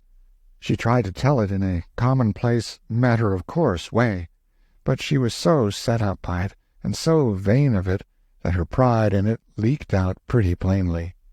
It was beautiful to see her veiled delight in this grandeur, poor old thing. But when we heard the name of the servant, we wondered if she had been altogether wise, for although we were young, and often thoughtless, we had fairly good perception on some matters. This boy was Gottfried Nahr, a dull, good creature with no harm in him and nothing against him personally. Still he was under a cloud, and properly so, for it had not been 6 months since a social blight had mildewed the family. His grandmother had been burned as a witch. When that kind of a malady is in the blood, it does not always come out with just one burning. Just now was not a good time for Ursula and Margot to be having dealings with a member of such a family, for the witch-terror had risen higher during the past year than it had ever reached in the memory of the oldest villagers. The mere mention of a witch was almost enough to frighten us out of our wits. This was natural enough, because of late years there were more kinds of witches than there used to be. In old times it had been only old women, but of late years they were of all ages, even children of 8 and 9. It was getting so that anybody might turn out to be a familiar of the devil. Age and sex hadn't anything to do with it. In our little region we had tried to extirpate the witches, but the more of them we burned, the more of the breed rose up in their places. Once, in a school for girls only 10 miles away, the teachers found that the back of one of the girls was all red and inflamed, and they were greatly frightened, believing it to be the devil's marks. The girl was scared, and begged them not to denounce her, and said it was only fleas, but of course it would not do to let the matter rest there. All the girls were examined, and 11 out of the 50 were badly marked, the rest less so. A commission was appointed, but the 11 only cried for their mothers and would not confess. Then they were shut up, each by herself, in the dark, and put on black bread and water for 10 days and nights, and by that time they were haggard and wild, and their eyes were dry, and they did not cry any more, but only sat and mumbled, and would not take the food. Then one of them confessed, and said they had often ridden through the air on broomsticks to the witches' sabbath, and in a bleak place high up in the mountains had danced and drunk and caroused with several hundred other witches and the evil one, and all had conducted themselves in a scandalous way, and had reviled the priests and blasphemed God. That is what she said, not in narrative form, for she was not able to remember any of the details without having them called to her mind one after the other. But the commission did that, for they knew just what questions to ask, they being all written down for the use of witch commissioners 2 centuries before. They asked, "Did you do so-and-so?" And she always said yes, and looked weary and tired, and took no interest in it. And so, when the other 10 heard that this one confessed, they confessed too, and answered yes to the questions. Then they were burned at the stake, all together, which was just and right, and everybody went from all the countryside to see it. I went too. But when I saw that one of them was a bonny sweet girl I used to play with, and looked so pitiful there chained to the stake, and her mother crying over her and devouring her with kisses and clinging around her neck and saying, "Oh, my God, oh, my God," it was too dreadful, and I went away. It was bitter cold weather when Gottfried's grandmother was burned. It was charged that she had cured bad headaches by kneading the person's head and neck with her fingers, as she said, but really by the devil's help, as everybody knew. They were going to examine her, but she stopped them and confessed straight off that her power was from the devil. So they appointed to burn her next morning early in our market square. The officer who was to prepare the fire was there first, and prepared it. She was there next, brought by the constables, who left her and went to fetch another witch. Her family did not come with her. They might be reviled, maybe stoned if the people were excited. I came and gave her an apple. She was squatting at the fire, warming herself and waiting, and her old lips and hands were blue with the cold. A stranger came next. He was a traveler passing through, and he spoke to her gently, and, seeing nobody but me there to hear, said he was sorry for her, and he asked if what she confessed was true, and she said no. He looked surprised and still more sorry then, and asked her, "Then why did you confess?" "I am old and very poor," she said, "and I work for my living. There was no way but to confess. If I hadn't, they might have set me free.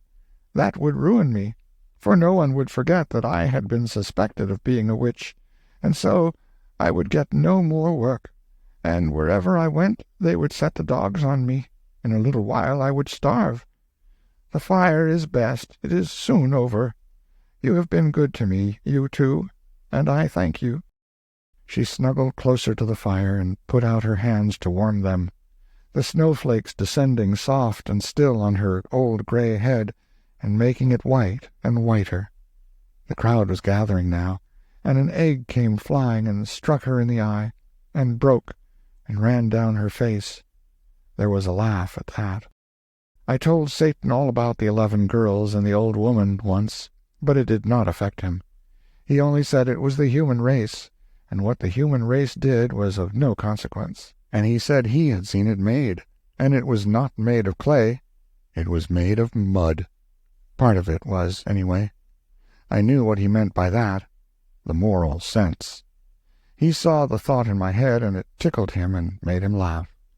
Then he called a bullock out of a pasture and petted it and talked with it and said, "There, he wouldn't drive children mad with hunger and fright and loneliness, and then burn them for confessing to things invented for them which had never happened. And neither would he break the hearts of innocent poor old women and make them afraid to trust themselves among their own race, and he would not insult them in their death agony. For he is not besmirched with the moral sense, but is as the angels are, and knows no wrong, and never does it." Lovely as he was, Satan could be cruelly offensive when he chose, and he always chose when the human race was brought to his attention. He always turned up his nose at it, and never had a kind word for it. Well, as I was saying, We boys doubted if it was a good time for Ursula to be hiring a member of the Nar family. We were right. When the people found it out, they were naturally indignant, and, moreover, since Margaret and Ursula hadn't enough to eat themselves, where was the money coming from to feed another mouth?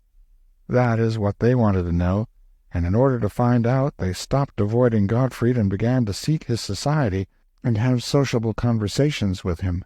He was pleased, not thinking any harm and not seeing the trap, and so he talked innocently along, and was no discreeter than a cow. "Money," he said. "They've got plenty of it. They pay me 2 groschen a week, besides my keep, and they live on the fat of the land, I can tell you. The prince himself can't beat their table." This astonishing statement was conveyed by the astrologer to Father Adolf on a Sunday morning when he was returning from Mass. He was deeply moved, and said, "This must be looked into."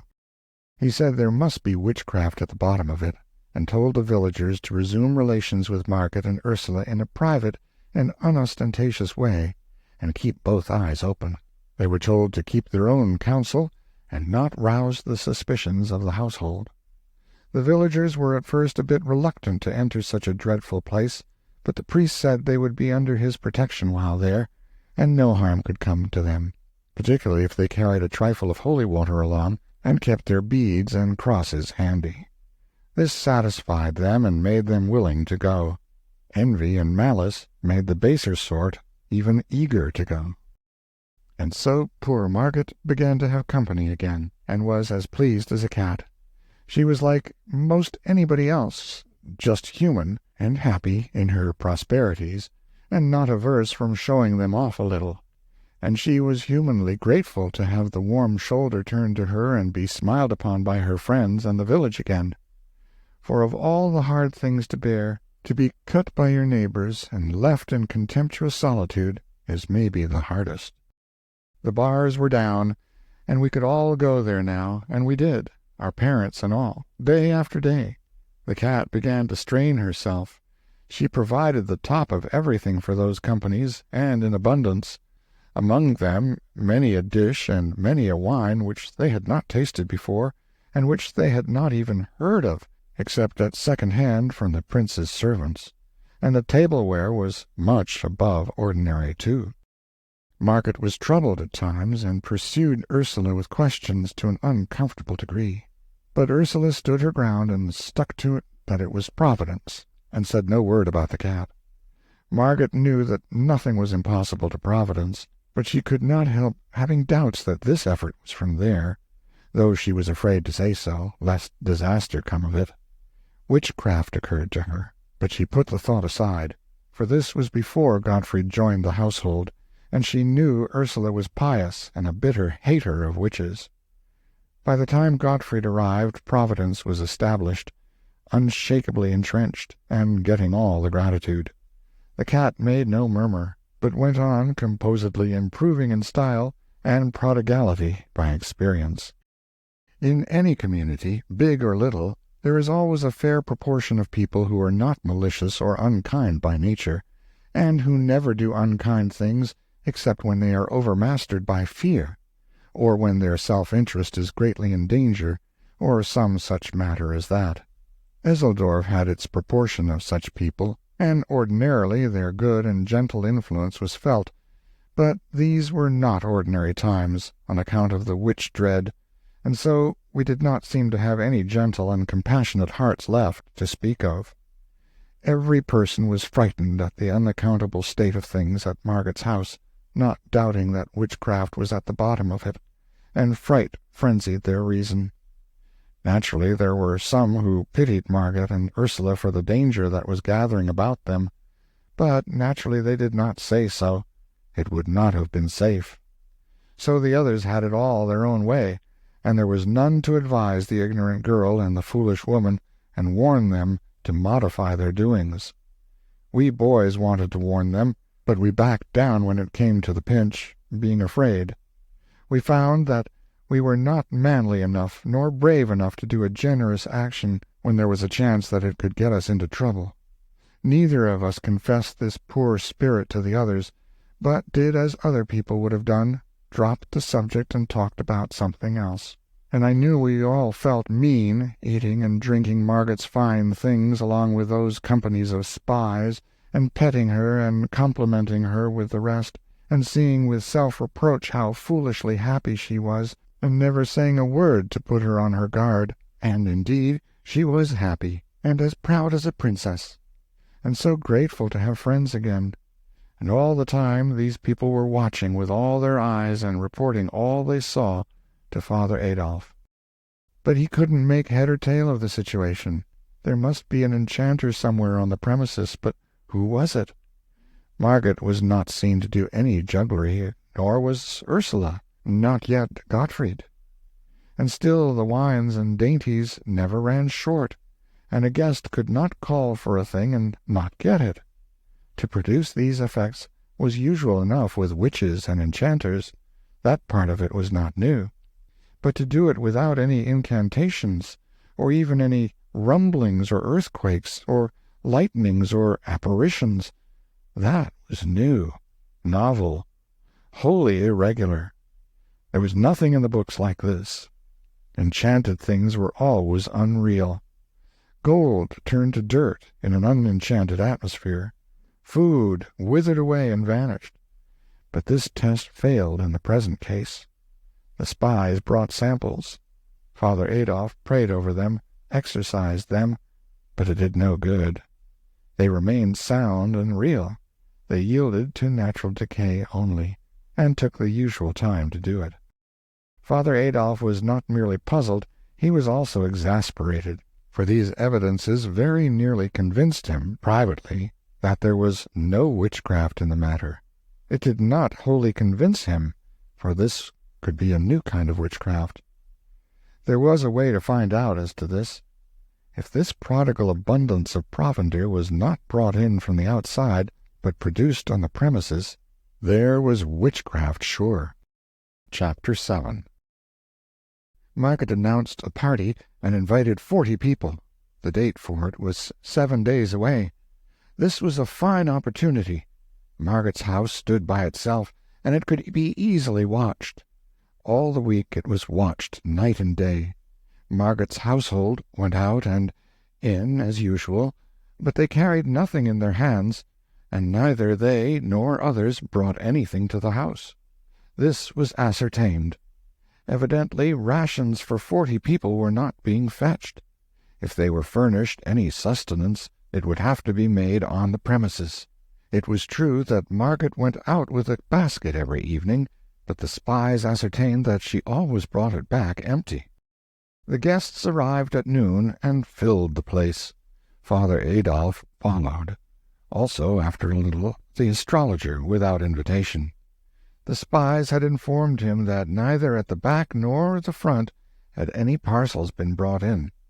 He entered, and found the eating and drinking going on finely, and everything progressing in a lively and festive way. He glanced around and perceived that many of the cooked delicacies, and all of the native and foreign fruits, were of a perishable character, and he also recognized that these were fresh and perfect. No apparitions, no incantations, no thunder. That settled it. This was witchcraft. And not only that, but of a new kind, a kind never dreamed of before. It was a prodigious power, an illustrious power. He resolved to discover its secret. The announcement of it would resound throughout the world, penetrate to the remotest lands, paralyze all the nations with amazement, and carry his name with it, and make him renowned forever. It was a wonderful piece of luck, a splendid piece of luck. The glory of it made him dizzy. All the house made room for him. Margaret politely seated him. Ursula ordered Gottfried to bring a special table for him. Then she decked it and furnished it, and asked for his orders. "Bring me what you will," he said. The 2 servants brought supplies from the pantry, together with white wine and red, a bottle of each. The astrologer, who very likely had never seen such delicacies before, poured out a beaker of red wine, drank it off, poured another, then began to eat with a grand appetite. I was not expecting Satan, for it was more than a week since I had seen or heard of him, but now he came in. I knew it by the feel, though people were in the way and I could not see him. I heard him apologizing for intruding, and he was going away, but Margaret urged him to stay, and he thanked her and stayed. She brought him along, introducing him to the girls and to Maidling, and to some of the elders, and there was quite a rustle of whispers. "It's the young stranger we hear so much about and can't get sight of. He is away so much." "Dear, dear, but he is beautiful. What is his name?" "Philip Traum." "Ah, it fits him." You see, Traum is German for dream. "What does he do?" "Studying for the ministry, they say." "His face is his fortune. He'll be a cardinal some day." "Where is his home?" "Away down somewhere in the tropics, they say. Has a rich uncle down there." And so on. He made his way at once. Everybody was anxious to know him and talk with him. Everybody noticed how cool and fresh it was all of a sudden, and wondered at it, for they could see that the sun was beating down the same as before, outside, and the sky was clear of clouds, but no one guessed the reason, of course. The astrologer had drunk his second beaker. He poured out a third. He set the bottle down, and by accident overturned it. He seized it before much was spilled, and held it up to the light, saying, "What a pity! It is royal wine." Then his face lighted with joy or triumph or something, and he said, "Quick, bring a bowl." It was brought, a 4-quart one. He took up that 2-pint bottle and began to pour. Went on pouring, the red liquor gurgling and gushing into the white bowl and rising higher and higher up its sides, everybody staring and holding their breath, and presently the bowl was full to the brim. "Look at the bottle," he said, holding it up. "It is full yet." I glanced at Satan, and in that moment he vanished. Then Father Adolf rose up, flushed and excited, crossed himself, and began to thunder in his great voice, "This house is bewitched and accursed." People began to cry and shriek and crowd toward the door.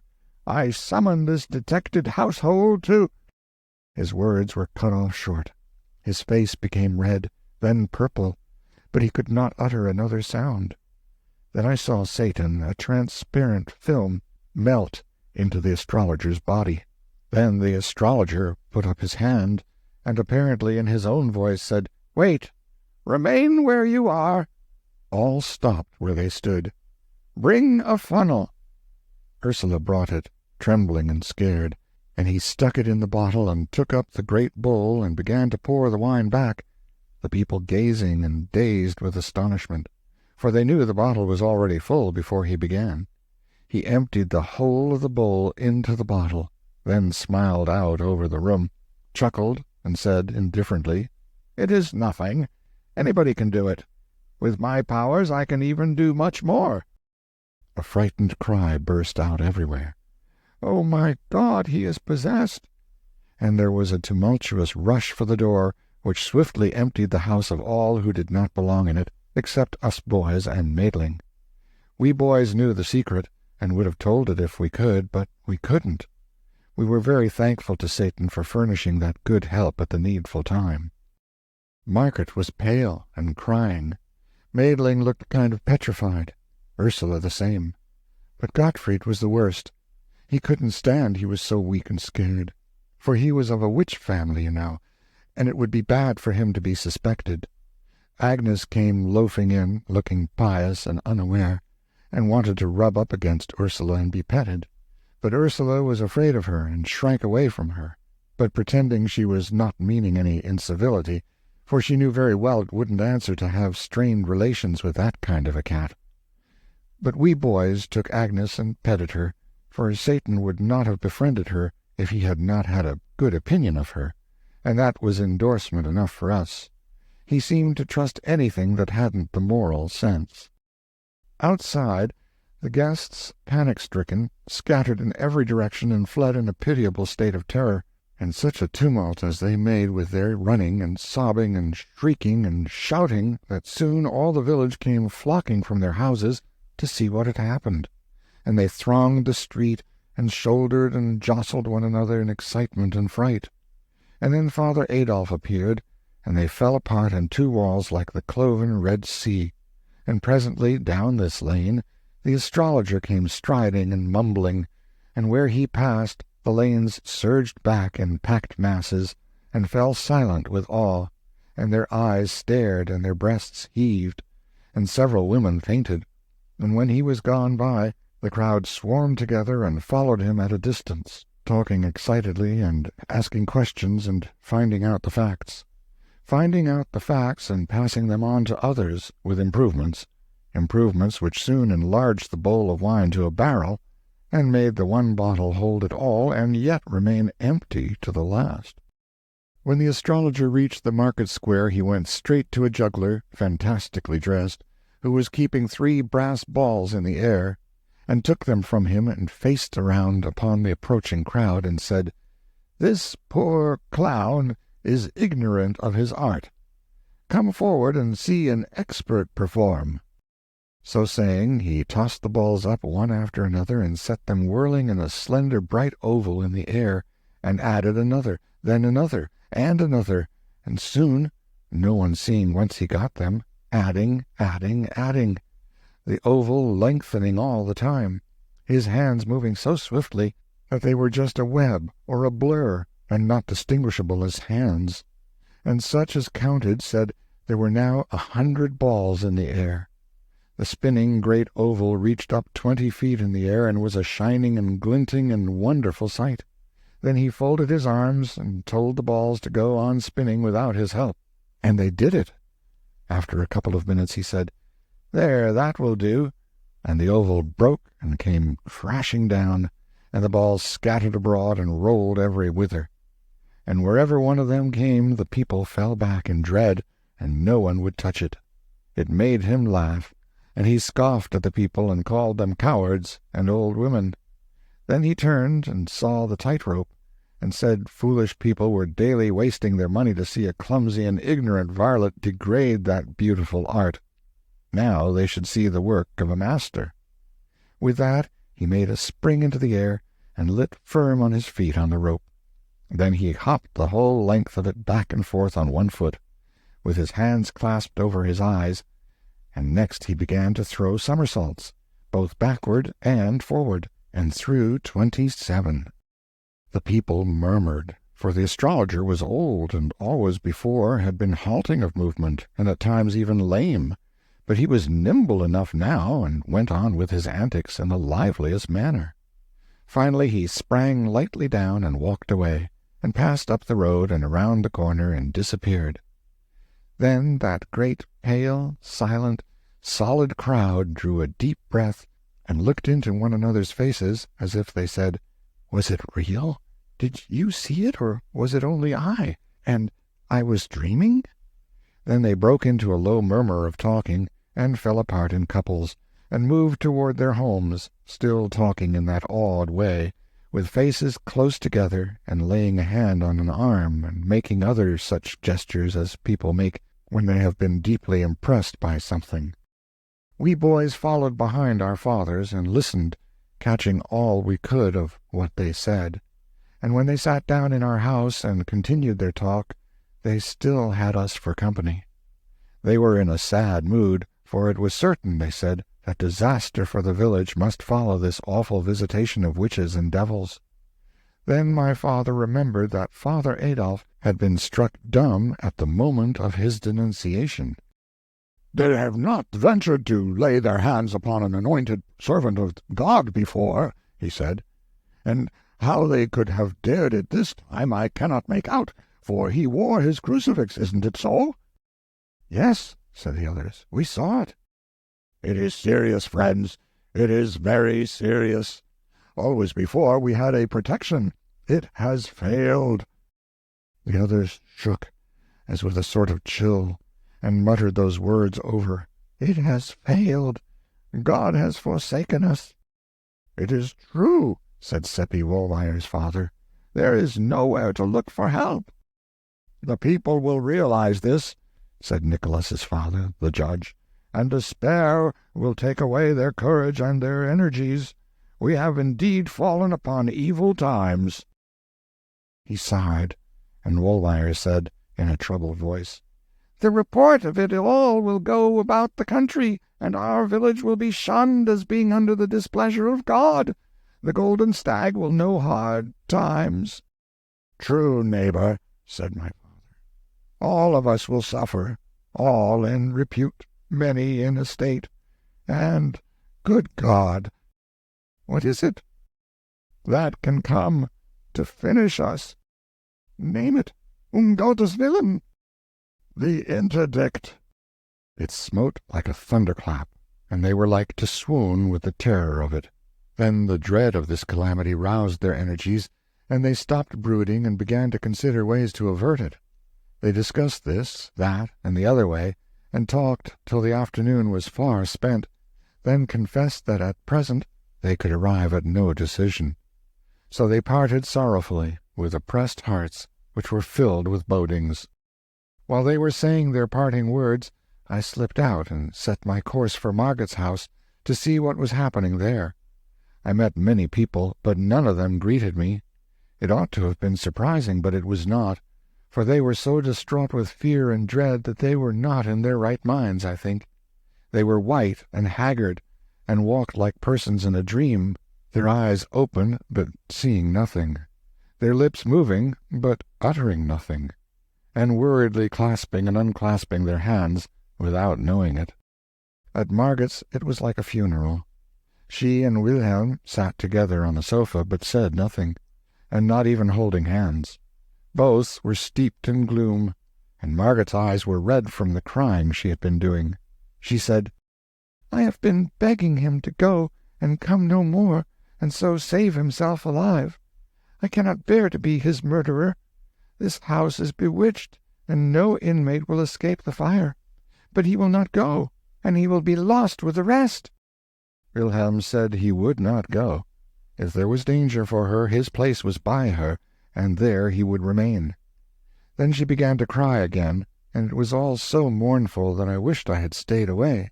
There was a knock now, and Satan came in, fresh and cheery and beautiful, and brought that whiny atmosphere of his, and changed the whole thing.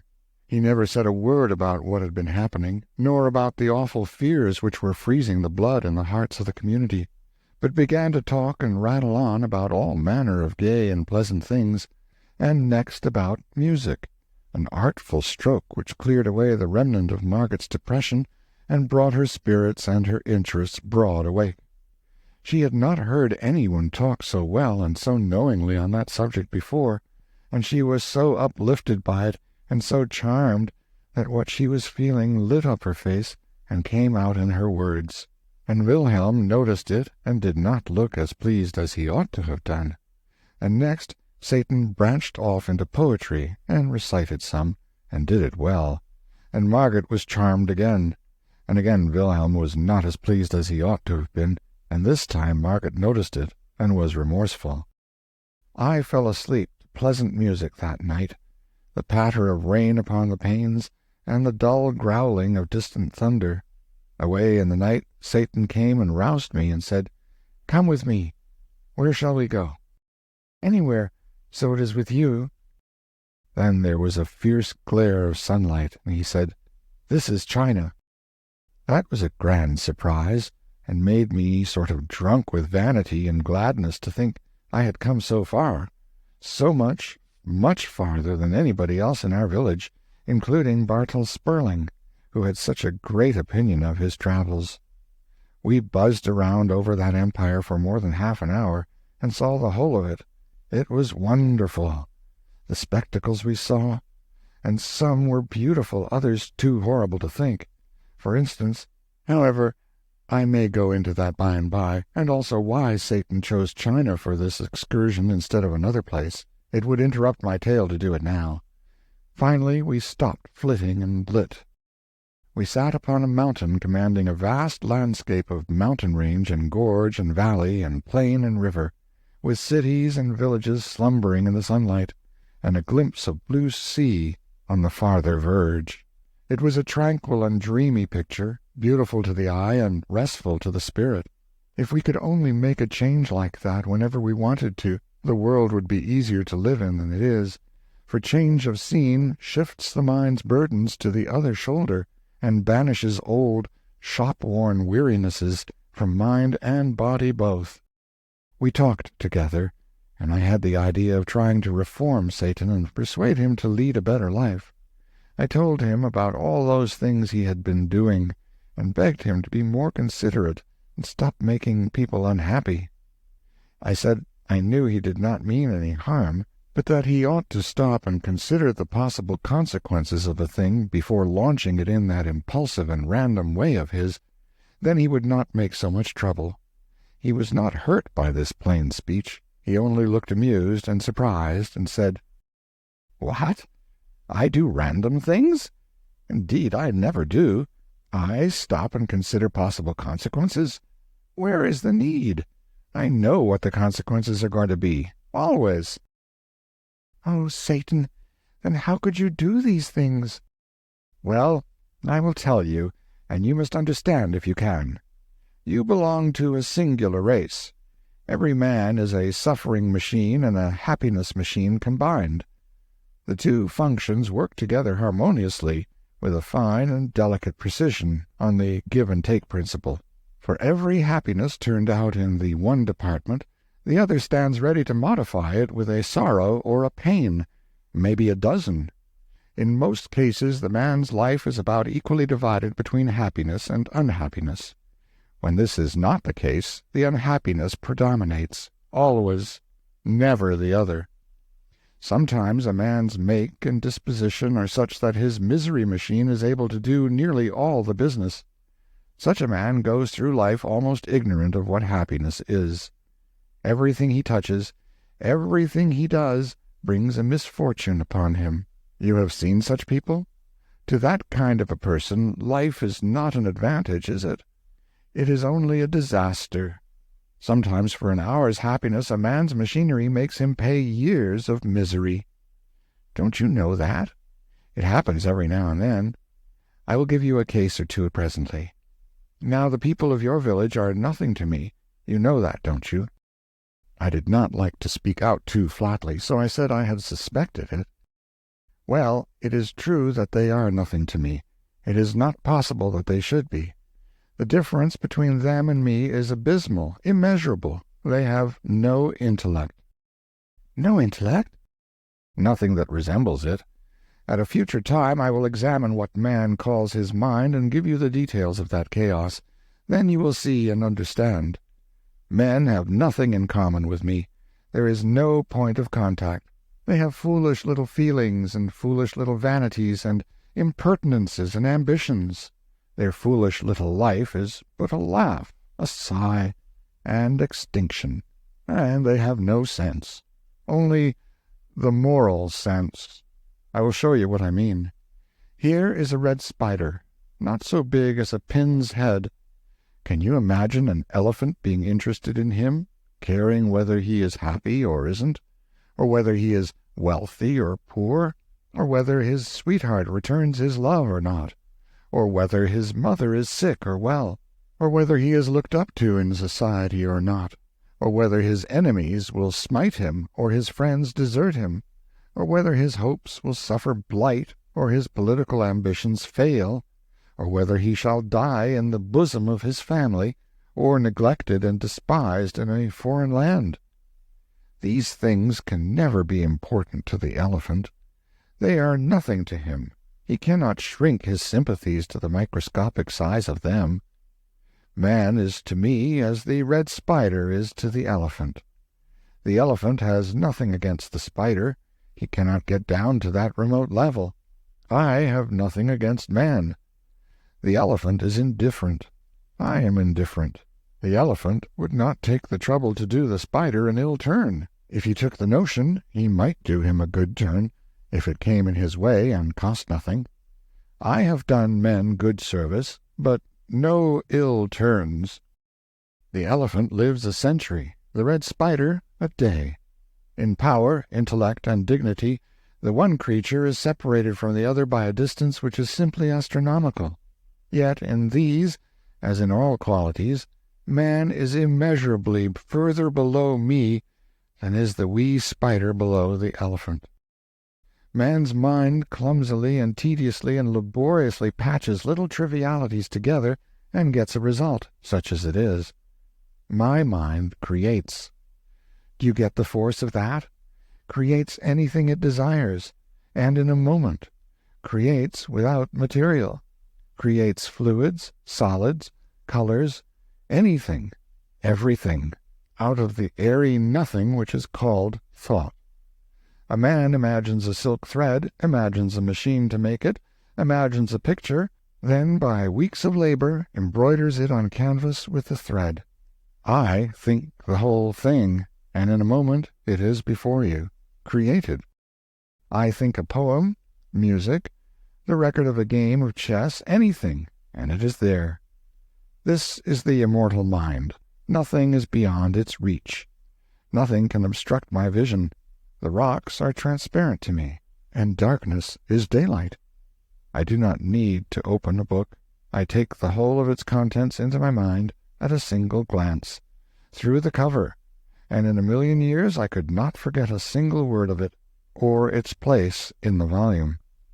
Nothing goes on in the skull of man, bird, fish, insect, or other creature which can be hidden from me.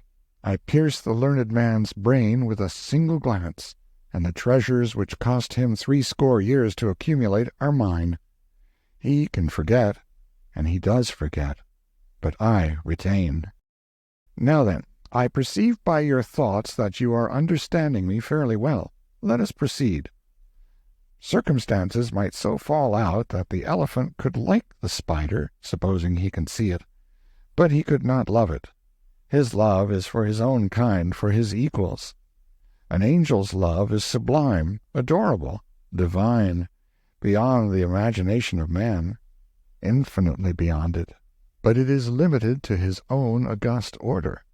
If it fell upon one of your race for only an instant, it would consume its object to ashes.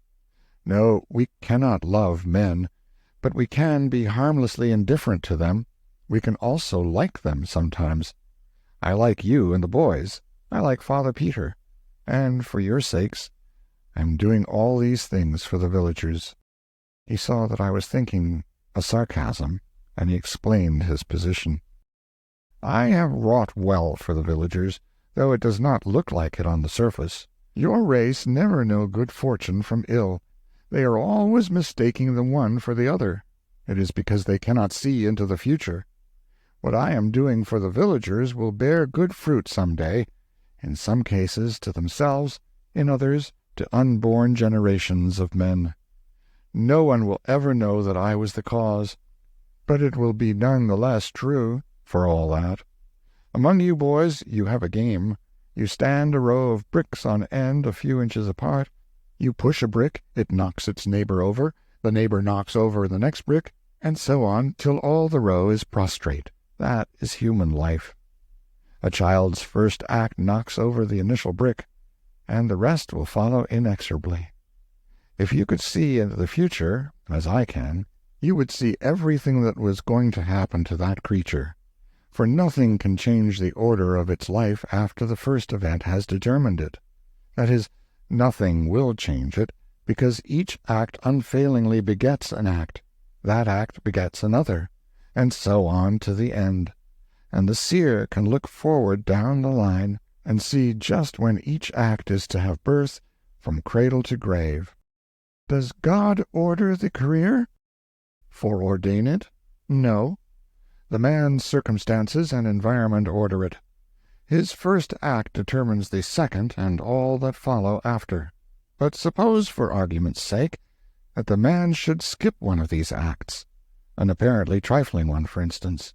Suppose that it had been appointed that on a certain day, at a certain hour and minute and second, and fraction of a second, he should go to the well, and he didn't go. That man's career would change utterly from that moment.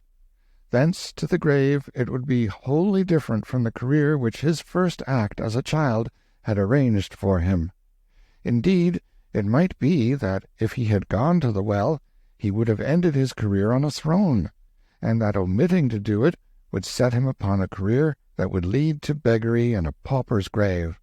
For instance, if at any time, say in boyhood, Columbus had skipped the triflingest little link in the chain of acts projected and made inevitable by his first childish act, it would have changed his whole subsequent life, and he would have become a priest and died obscure in an Italian village, and America would not have been discovered for 2 centuries afterward.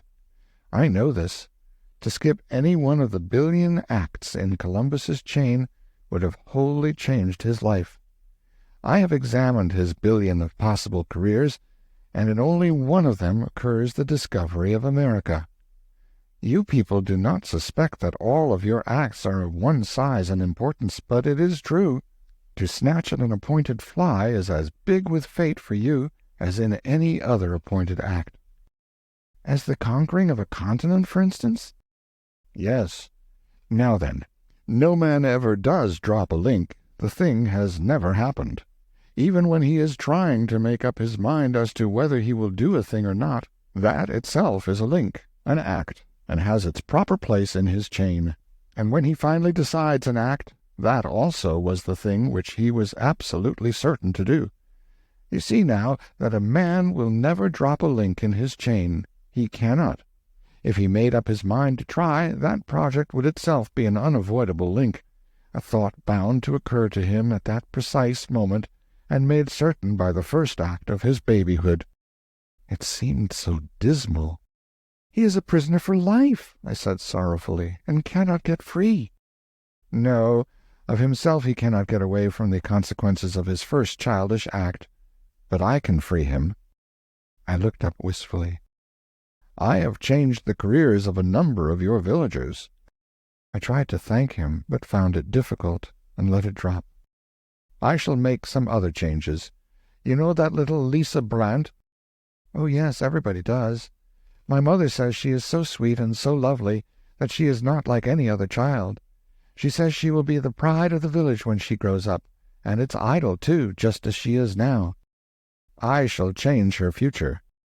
"Make it better?" I asked. "Yes, and I will change the future of Nikolaus." I was glad this time, and said, "I don't need to ask about his case. You will be sure to do generously by him." "It is my intention." Straight off I was building that great future of Nicky's in my imagination, and had already made a renowned general of him and Hofmeister at the court, when I noticed that Satan was waiting for me to get ready to listen again. I was ashamed of having exposed my cheap imaginings to him, and was expecting some sarcasms, but it did not happen. He proceeded with his subject. "Nicky's appointed life is 62 years. "That's grand," I said. "Lisa's 36. But as I told you, I shall change their lives and those ages. 2 minutes and a quarter from now, Nicholas will wake out of his sleep and find the rain blowing in. It was appointed that he should turn over and go to sleep again, but I have appointed that he shall get up and close the window first. That trifle will change his career entirely. He will rise in the morning 2 minutes later than the chain of his life had appointed him to rise. By consequence, thenceforth nothing will ever happen to him in accordance with the details of the old chain." He took out his watch and sat looking at it a few moments, then said, "Nicholas has risen to close the window. His life is changed. His new career has begun. There will be consequences." It made me feel creepy. It was uncanny. But for this change certain things would happen 12 days from now. For instance, Nicholas would save Lisa from drowning. He would arrive on the scene at exactly the right moment, 4 minutes past 10, the long-ago appointed instant of time, and the water would be shoal, the achievement easy and certain. But he will arrive some seconds too late now. Lisa will have struggled into deeper water. He will do his best, but both will drown. "Oh, Satan! Oh, dear Satan!" I cried, with the tears rising in my eyes. "Save them! Don't let it happen! I can't bear to lose Nicholas. He is my loving playmate and friend. And think of Lisa's poor mother!" I clung to him and begged and pleaded, but he was not moved. He made me sit down again and told me I must hear him out. I have changed Nicholas's life, and this has changed Lisa's. If I had not done this, Nicholas would save Lisa, then he would catch cold from his drenching. One of your race's fantastic and desolating scarlet fevers would follow, with pathetic after-effects. For 46 years he would lie in his bed a paralytic log, deaf, dumb, blind, and praying night and day for the blessed relief of death. Shall I change his life back? Oh, no! Oh, not for the world! In charity and pity leave it as it is. It is best so. I could not have changed any other link in his life and done him so good a service. He had 1,000,000,000 possible careers, but not one of them was worth living. They were charged full with miseries and disasters. But for my intervention he would do his brave deed 12 days from now, a deed begun and ended in 6 minutes, and get for all reward those 46 years of sorrow and suffering I told you of. It is one of the cases I was thinking of a while ago when I said that sometimes an act which brings the actor an hour's happiness and self-satisfaction is paid for, or punished, by years of suffering. I wondered what poor little Lisa's early death would save her from. He answered the thought. From 10 years of pain and slow recovery from an accident, and then from 19 years pollution, shame, depravity, crime, ending with death at the hands of the executioner. 12 days hence she will die. Her mother would save her life if she could. Am I not kinder than her mother? Yes, oh, indeed, yes, and wiser. Father Peter's case is coming on presently. He will be acquitted, through unassailable proofs of his innocence. Why, Satan, how can that be? Do you really think it? Indeed, I know it. His good name will be restored, and the rest of his life will be happy. I can believe it. To restore his good name will have that effect. His happiness will not proceed from that cause. I shall change his life that day for his good. He will never know his good name has been restored.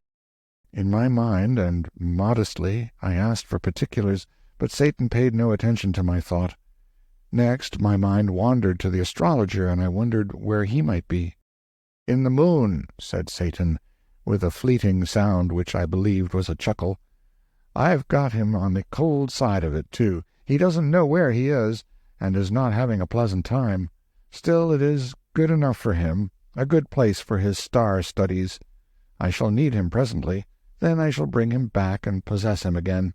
He has a long and cruel and odious life before him, but I will change that, for I have no feeling against him and am quite willing to do him a kindness. I think I shall get him burned." He had such strange notions of kindness, but angels are made so and do not know any better. Their ways are not like our ways, and besides, human beings are nothing to them. They think they are only freaks. It seems to me odd that he should put the astrologer so far away.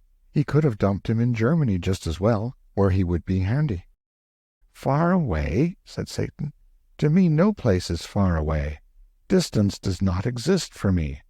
The sun is less than 100,000,000 miles from here, and the light that is falling upon us has taken 8 minutes to come.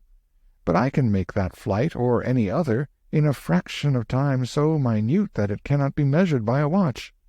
I have but to think the journey, and it is accomplished." I held out my hand and said, "The light lies upon it. Think it into a glass of wine, Satan." He did it. I drank the wine. "Break the glass," he said. I broke it. "There. You see it is real. The villagers thought the brass balls were magic stuff, and as perishable as smoke. They were afraid to touch them. You are a curious lot, your race. But come along, I have business.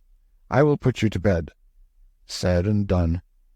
Then he was gone, but his voice came back to me through the rain and darkness, saying, "Yes, tell Seppi, but no other." It was the answer to my thought. Chapter 8. Sleep would not come.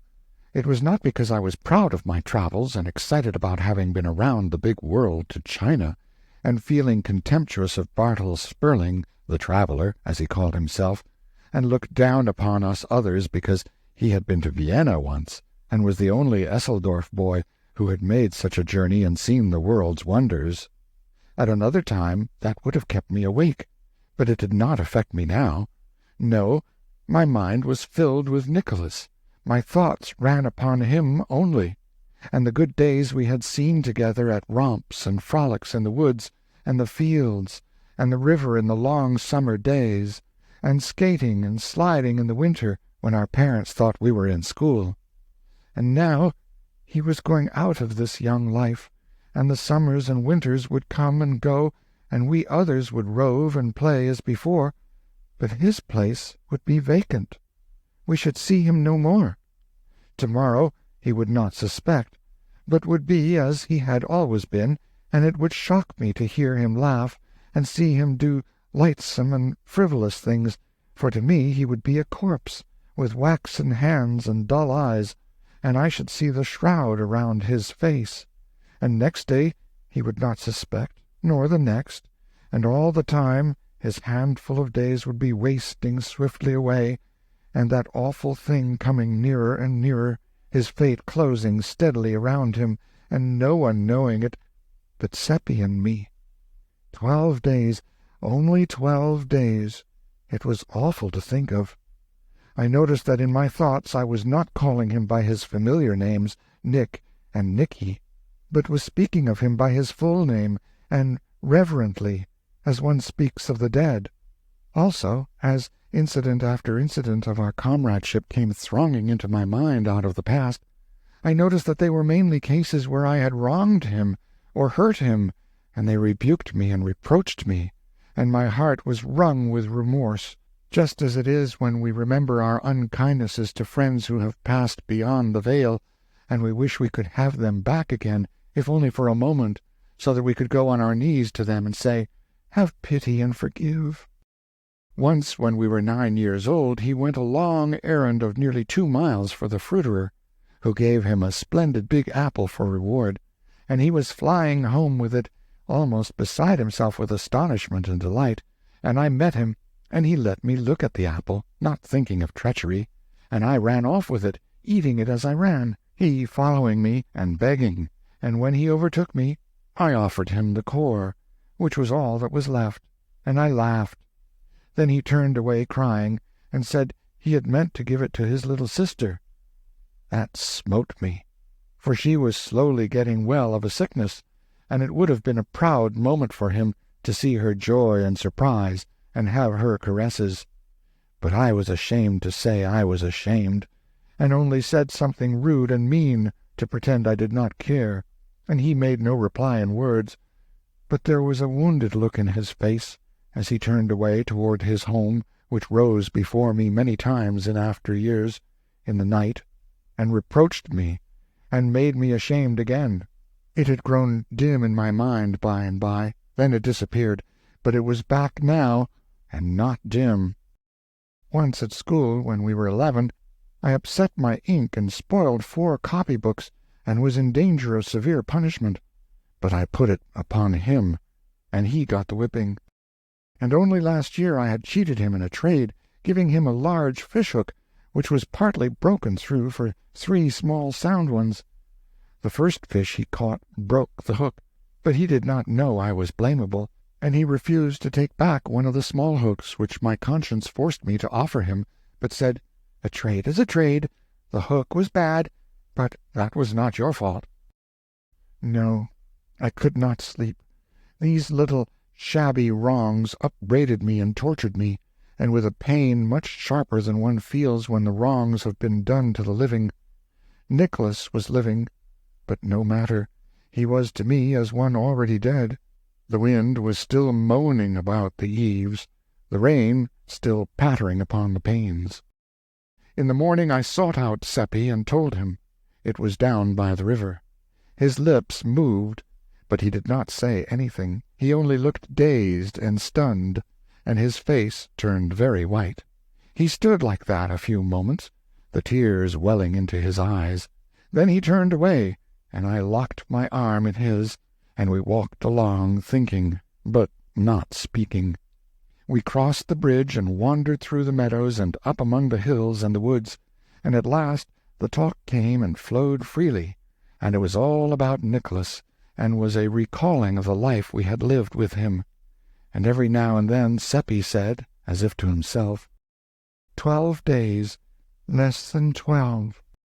We said we must be with him all the time. We must have all of him we could. The days were precious now. Yet we did not go to seek him. It would be like meeting the dead, and we were afraid. We did not say it, but that was what we were feeling. And so it gave us a shock when we turned a curve and came upon Nikolaus, face to face. He shouted gaily, "Hi, hi! What is the matter? Have you seen a ghost?" We couldn't speak, but there was no occasion. He was willing to talk for us all, for he had just seen Satan, and was in high spirits about it. Satan had told him about our trip to China, and he had begged Satan to take him a journey, and Satan had promised. It was to be a far journey, and wonderful and beautiful, and Nikolaus had begged him to take us too, but he said no, he would take us some day, maybe, but not now. Satan would come for him on the 13th, and Nikolaus was already counting the hours, he was so impatient. That was the fatal day. We were already counting the hours, too. We wandered many a mile, always following paths which had been our favorites from the days when we were little, and always we talked about the old times. All the blitheness was with Nikolaus. We others could not shake off our depression. Our tone toward Nikolaus was so strangely gentle and tender and yearning that he noticed it and was pleased, and we were constantly doing him deferential little offices of courtesy and saying, "Wait, let me do that for you," and that pleased him too. I gave him 7 fishhooks, all I had, and made him take them, and Seppi gave him his new knife and a humming top, painted red and yellow, atonements for swindles practiced upon him formerly, as I learned later, and probably no longer remembered by Nikolaus now. These things touched him, and he said he could not have believed that we loved him so, and his pride in it and gratefulness for it cut us to the heart. We were so undeserving of them. When we parted at last, he was radiant and said he had never had such a happy day. As we walked along homeward, Seppi said, "We always prized him, but never so much as now, when we are going to lose him." Next day, and every day we spent all of our spare time with Nikolaus, and also added to it time which we, and he, stole from work and other duties, and this cost the 3 of us some sharp scoldings and some threats of punishment.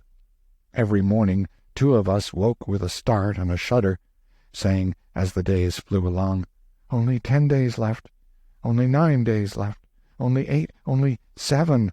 Always it was narrowing. Always Nikolaus was gay and happy, and always puzzled because we were not. He wore his invention to the bone, trying to invent ways to cheer us up. But it was only a hollow success. He could see that our jollity had no heart in it, and that the laughs we broke into came up against some obstruction or other, and suffered damage and decayed into a sigh. He tried to find out what the matter was, so that he could help us out of our trouble or make it lighter by sharing it with us. So we had to tell many lies to deceive him and appease him. But the most distressing thing of all was that he was always making plans, and often they went beyond the 13th. Whenever that happened it made us groan in spirit. All his mind was fixed upon finding some way to conquer our depression and cheer us up, and at last, when he had but 3 days to live, he fell upon the right idea and was jubilant over it. A boys and girls frolic and dance in the woods, up there where we first met Satan, and this was to occur on the 14th. It was ghastly, for that was his funeral day. We couldn't venture to protest. It would only have brought a "Why?" which we could not answer. He wanted us to help him invite his guests, and we did it. One can refuse nothing to a dying friend. But it was dreadful, for really we were inviting them to his funeral. It was an awful 11 days, and yet with a lifetime stretching back between today and then, they are still a grateful memory to me, and beautiful. In effect, they were days of companionship with one's sacred dead, and I have known no comradeship that was so close or so precious. We clung to the hours and the minutes, counting them as they wasted away, and parting with them with that pain and bereavement which a miser feels who sees his hoard filched from him, coin, by robbers, and is helpless to prevent it. When the evening of the last day came, we stayed out too long. Seppi and I were in fault for that. We could not bear to part with Nikolaus, so it was very late when we left him at his door. We lingered near a while, listening, and that happened which we were fearing. His father gave him the promised punishment, and we heard his shrieks. But we listened only a moment, then hurried away, remorseful for this thing which we had caused, and sorry for the father too, our thought being, if he only knew, if he only knew. In the morning Nikolaus did not meet us at the appointed place, so we went to his home to see what the matter was. His mother said, "His father is out of all patience with these goings-on, and will not have any more of it.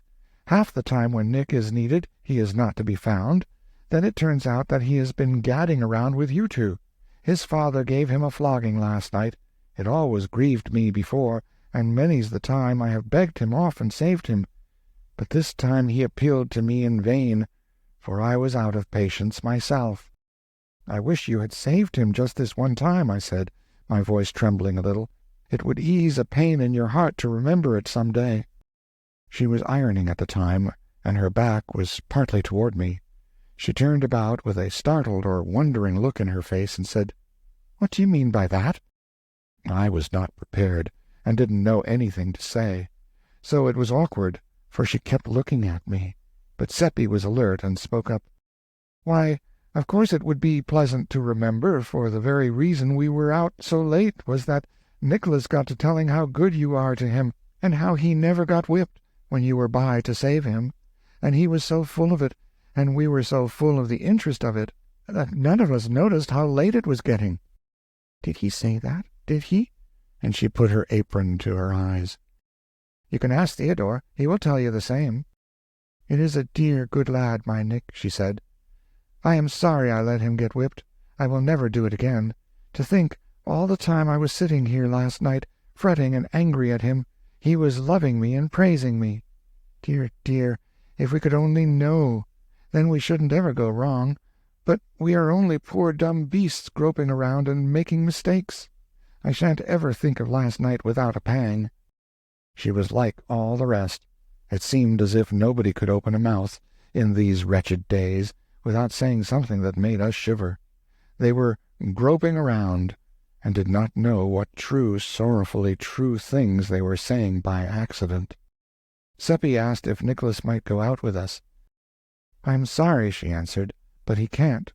To punish him further, his father doesn't allow him to go out of the house today." We had a great hope. I saw it in Seppi's eyes. We thought, if he cannot leave the house, he cannot be drowned. Seppi asked to make sure. "Must he stay in all day, or only the morning?" "All day. It's such a pity, too. It's a beautiful day, and he is so unused to being shut up. But he is busy planning his party, and maybe that is company for him. I do hope he isn't too lonesome." Seppi saw that in her eye which emboldened him to ask if we might go up and help him pass his time.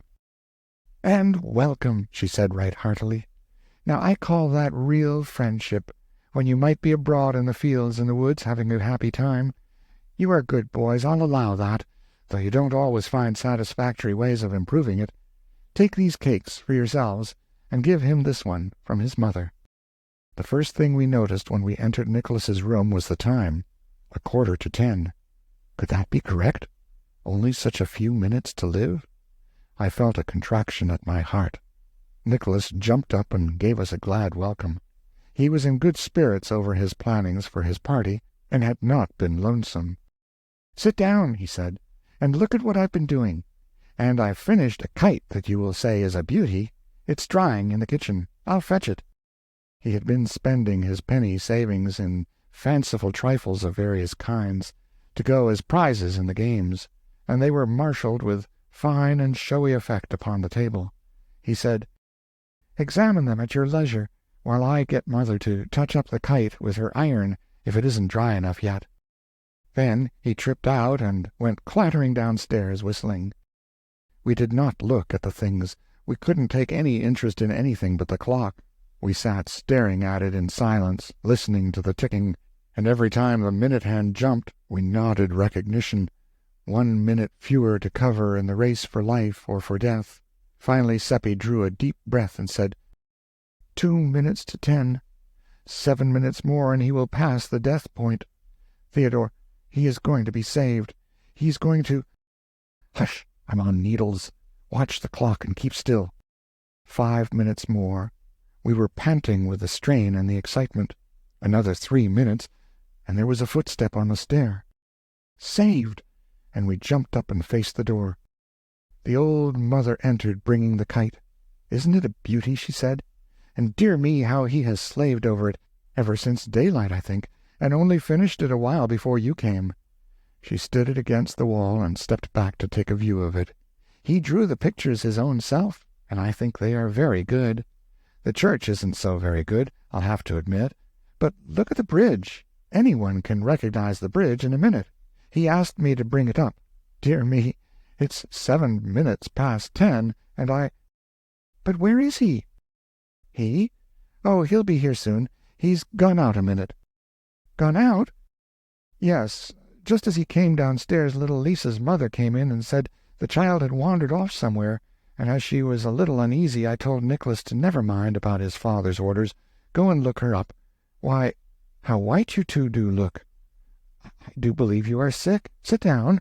I'll fetch something. That cake has disagreed with you. It is a little heavy, but I thought—" She disappeared without finishing her sentence, and we hurried at once to the back window and looked toward the river. There was a great crowd at the other end of the bridge, and people were flying toward that point from every direction. "Oh, it is all over. Poor Nicholas. Why, oh, why did she let him get out of the house?" "Come away," said Seppi, half-sobbing. "Come quick. We can't bear to meet her. In 5 minutes she will know." But we were not to escape. She came upon us at the foot of the stairs with her cordials in her hands, and made us come in and sit down and take the medicine. Then she watched the effect, and it did not satisfy her, so she made us wait longer, and kept upbraiding herself for giving us the unwholesome cake. Presently the thing happened which we were dreading. There was a sound of tramping and scraping outside, and a crowd came solemnly in with heads uncovered, and laid the 2 drowned bodies on the bed. "Oh, my God!" that poor mother cried out, and fell on her knees, and put her arms about her dead boy, and began to cover the wet face with kisses. "Oh, it was I that sent him, and I have been his death. If I had obeyed, and kept him in the house, this would not have happened, and I am rightly punished. I was cruel to him last night, in him begging me, his own mother, to be his friend." And so she went on, and all the women cried and pitied her, and tried to comfort her. But she could not forgive herself, and could not be comforted, and kept on saying if she had not sent him out, he would be alive and well now, and she was the cause of his death. It shows how foolish people are when they blame themselves for anything they have done. Satan knows, and he said nothing happened that your first act hasn't arranged to happen and made inevitable, and so, of your own motion, you can't ever alter the scheme or do a thing that will break a link. Next we heard screams, and Frau Brandt came wildly plowing and plunging through the crowd with her dress in disorder and hair flying loose, and flung herself upon her dead child with moans and kisses and pleadings and endearments. And by she rose up almost exhausted with her outpourings of passionate emotion, and clenched her fist and lifted it toward the sky, and her tear-drenched face grew hard and resentful, and she said, "For nearly 2 weeks I have had dreams and presentiments and warnings that death was going to strike what was most precious to me, and day and night and day I have grovelled in the dirt before him, praying him to have pity on my innocent child and save it from harm. And here is his answer." Why, he had saved it from harm, but she did not know. She wiped the tears from her eyes and cheeks, and stood a while gazing down at the child and caressing its face and its hair with her hand.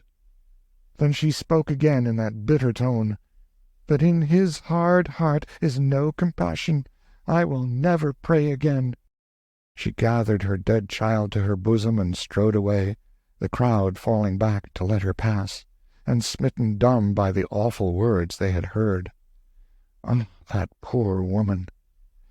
It is as Satan said, we do not know good fortune from bad, and are always mistaking the one for the other.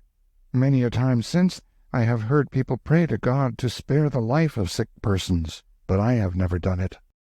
Both funerals took place at the same time in our little church next day. Everybody was there, including the party guests. Satan was there too, which was proper, for it was on account of his efforts that the funerals had happened. Nikolaus had departed this life without absolution, and a collection was taken up for masses to get him out of purgatory. Only 2/3 of the required money was gathered, and the parents were going to try to borrow the rest, but Satan furnished it. He told us privately that there was no purgatory, but he had contributed in order that Nikolaus's parents and their friends might be saved from worry and distress. We thought it very good of him, but he said money did not cost him anything. At the graveyard the body of little Lisa was seized for debt by a carpenter, to whom the mother owed 50 groschen for work done the year before. She had never been able to pay this, and was not able now. The carpenter took the corpse home and kept it 4 days in his cellar, the mother weeping and imploring about his house all the time. Then he buried it in his brother's cattle-yard, without religious ceremonies. It drove the mother wild with grief and shame, and she forsook her work and went daily about the town, cursing the carpenter and blaspheming the laws of the emperor and the church, and it was pitiful to see. Seppi asked Satan to interfere, but he said the carpenter and the rest were members of the human race, and were acting quite neatly for that species of animal. He would interfere if he found a horse acting in such a way, and we must inform him when we came across that kind of horse doing that kind of a human thing, so that he could stop it. We believed this was sarcasm, for of course there wasn't any such horse. But after a few days we found that we could not abide that poor woman's distress, so we begged Satan to examine her several possible careers, and see if he could not change her to her profit to a new one. He said the longest of her careers, as they now stood, gave her 42 years to live, and her shortest one 29, and that both were charged with grief and hunger and cold and pain. The only improvement he could make would be to enable her to skip a certain 3 minutes from now, and he asked us if he should do it. This was such a short time to decide in that we went to pieces with nervous excitement, and before we could pull ourselves together and ask for particulars, he said the time would be up in a few more seconds. So then we gasped out, "Do it." "It is done," he said. "She was going around a corner. I have turned her back. It has changed her career." "Then what will happen, Satan?" "It is happening now. She is having words with Fisher, the weaver. In his anger Fisher will straightway do what he would not have done but for this accident. He was present when she stood over her child's body and uttered those blasphemies." "What will he do?" "He is doing it now, betraying her. In 3 days she will go to the stake." We could not speak. We were frozen with horror. For if we had not meddled with her career, she would have been spared this awful fate. Satan noticed these thoughts and said, "What you are thinking is strictly human-like, that is to say, foolish. The woman is advantaged. Die when she might, she would go to heaven. By this prompt death she gets 29 years more of heaven than she is entitled to, and escapes 29 years of misery a year." A moment before we were bitterly making up our minds that we would ask no more favors of Satan for friends of ours, for he did not seem to know any way to do a person a kindness but by killing him. But the whole aspect of the case was changed now, and we were glad of what we had done, and full of happiness in the thought of it. After a little I began to feel troubled about Fisher, and asked timidly, "Does this episode change Fisher's life scheme, Satan?" "Change it? Why, certainly, and radically. If he had not met Frau Brandt a while ago, he would die next year 34 years of age. Now he will live to be 90, and have a pretty prosperous and comfortable life of it, as human lives go. We felt a great joy and pride in what we had done for Fisher, and were expecting Satan to sympathize with this feeling, but he showed no sign, and this made us uneasy. We waited for him to speak, but he didn't. So, to assuage our solicitude, we had to ask him if there was any defect in Fisher's good luck. Satan considered the question a moment, then said, with some hesitation, "Well, the fact is, it is a delicate point. Under his several former possible life careers, he was going to heaven." We were aghast. "Oh, Satan, and under this one—" "There, don't be so distressed. You were sincerely trying to do him a kindness. Let that comfort you." "Oh, dear, dear, that cannot comfort us. You ought to have told us what we were doing, then we wouldn't have acted so." But it made no impression on him. He had never felt a pain or a sorrow, and did not know what they were, in any really informing way.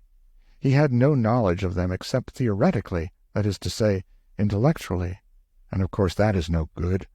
One can never get any but a loose and ignorant notion of such things except by experience. We tried our best to make him comprehend the awful thing that had been done, and how we were compromised by it, but he couldn't seem to get hold of it.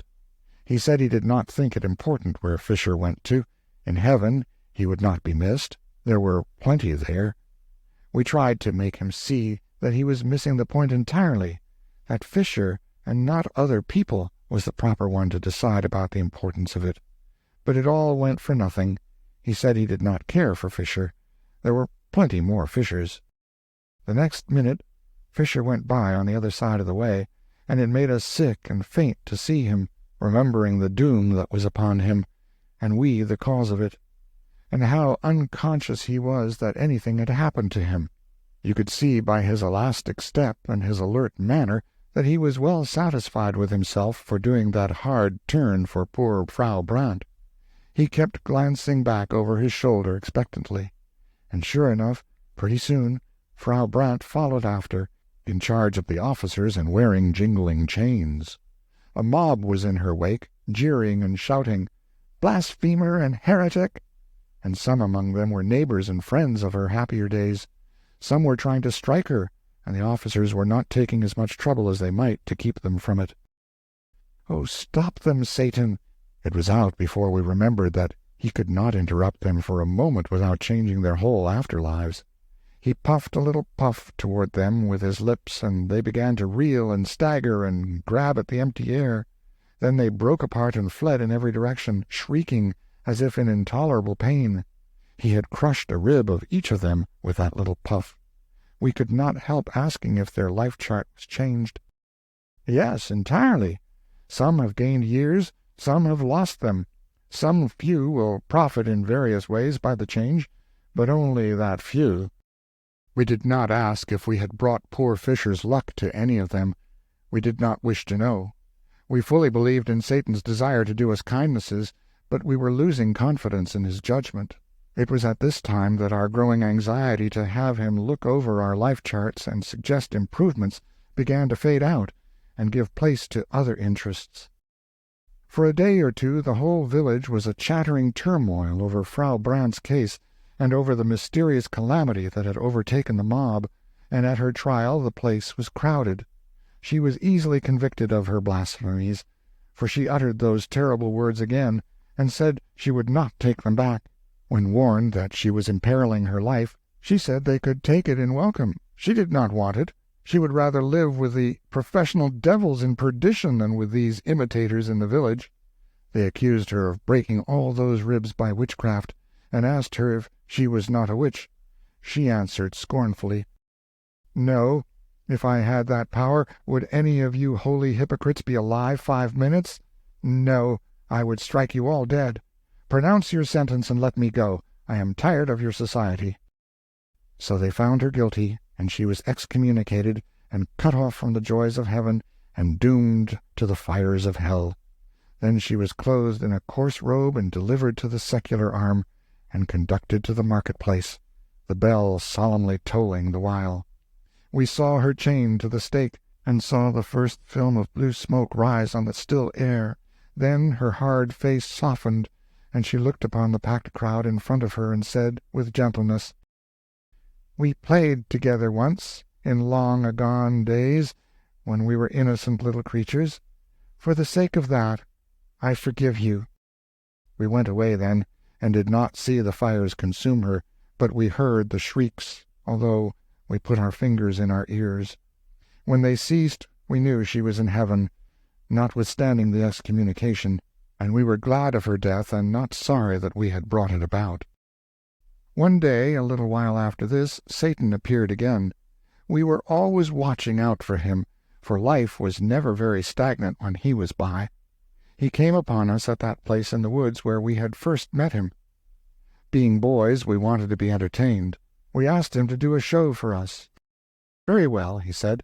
"Would you like to see a history of the progress of the human race, its development of that product which it calls civilization?" We said we should. So with a thought he turned the place into the Garden of Eden, and we saw Abel praying by his altar. Then Cain came walking toward him with his club, and did not seem to see us, and would have stepped on my foot if I had not drawn it in. He spoke to his brother in a language which we did not understand. Then he grew violent and threatening, and we knew what was going to happen, and turned away our heads for the moment. But we heard the crash of the blows, and heard the shrieks and the groans, and there was silence, and we saw Abel lying in his blood and gasping out his life, and Cain standing over him and looking down at him, vengeful and unrepentant. Then the vision vanished, and was followed by a long series of unknown wars, murders, and massacres. Next we had the flood, and the ark tossing around in the stormy waters, with lofty mountains in the distance, showing veiled and dim through the rain. Satan said, "The progress of your race was not satisfactory. It is to have another chance now." The scene changed, and we saw Noah overcome with wine.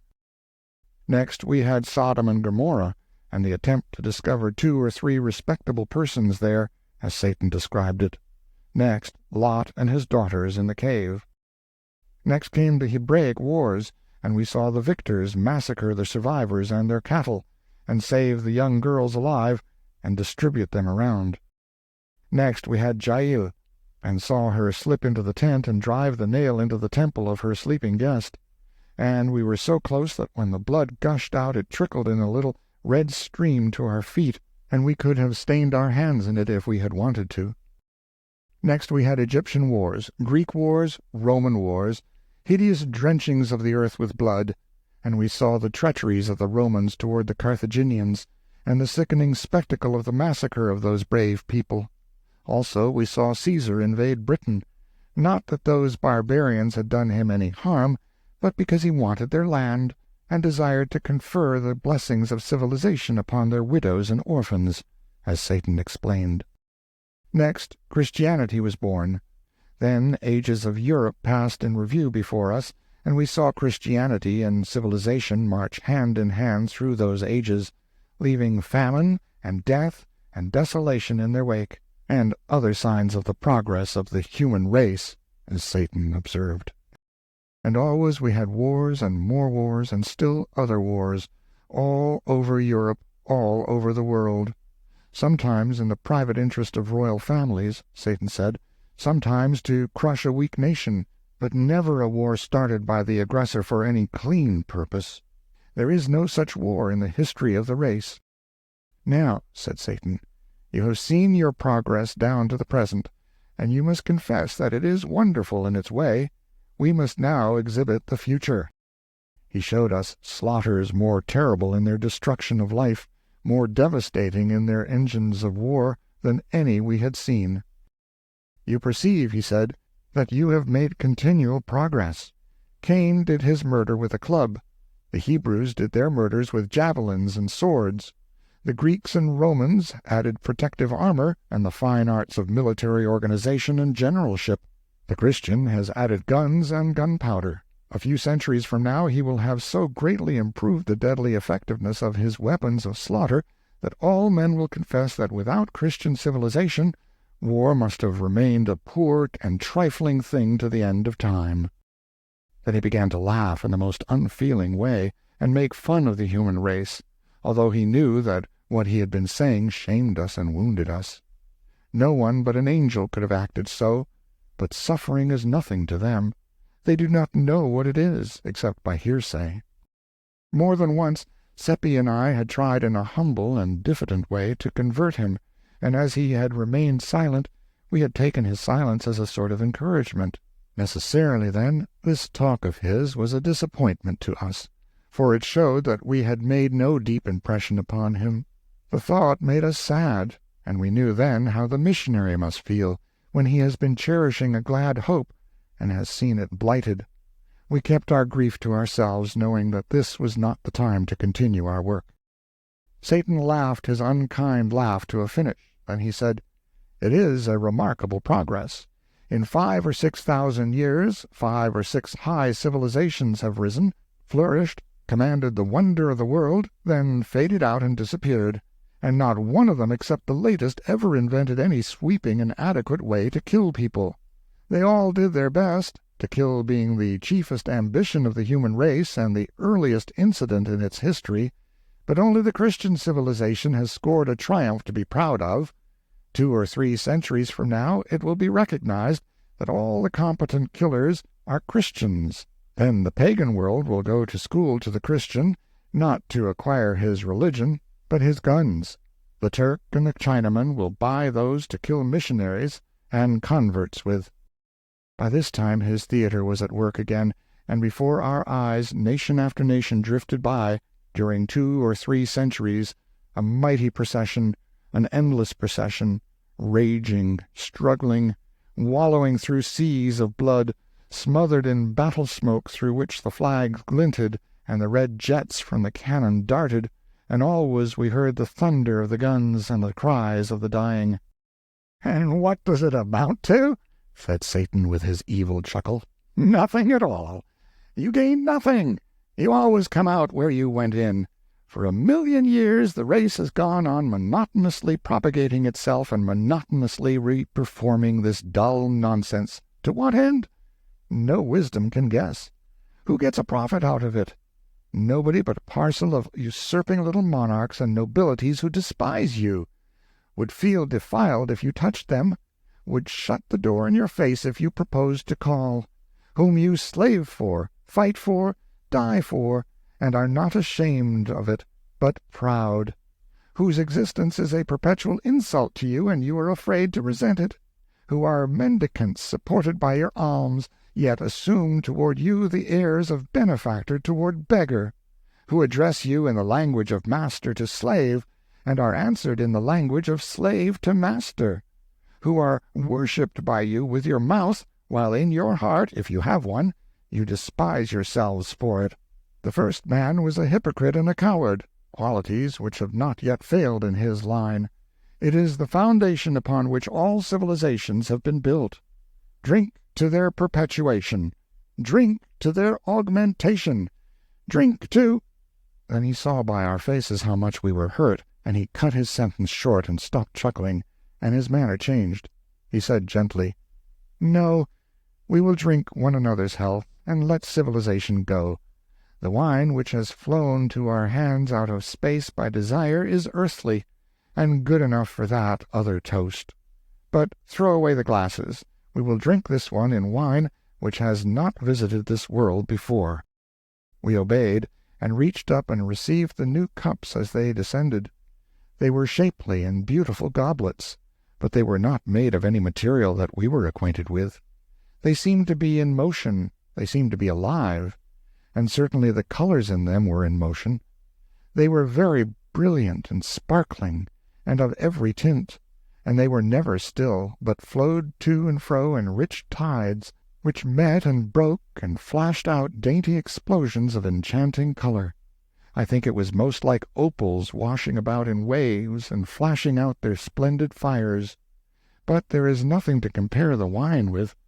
We drank it, and felt a strange and witching ecstasy as of heaven go stealing through us, and Seppi's eyes filled, and he said worshippingly, "We shall be there some day, and then—" He glanced furtively at Satan, and I think he hoped Satan would say, Yes, you will be there some day, but Satan seemed to be thinking about something else and said nothing. This made me feel ghastly, for I knew he had heard. Nothing, spoken or unspoken, ever escaped him. Poor Seppi looked distressed and did not finish his remark. The goblets rose and clove their way into the sky, a triplet of radiant sun-dogs, and disappeared. Why didn't they stay? It seemed a bad sign and depressed me. Should I ever see mine again? Would Seppi ever see his? Chapter 9. It was wonderful, the mastery Satan had over time and distance. For him they did not exist. He called them human inventions, and said they were artificialities.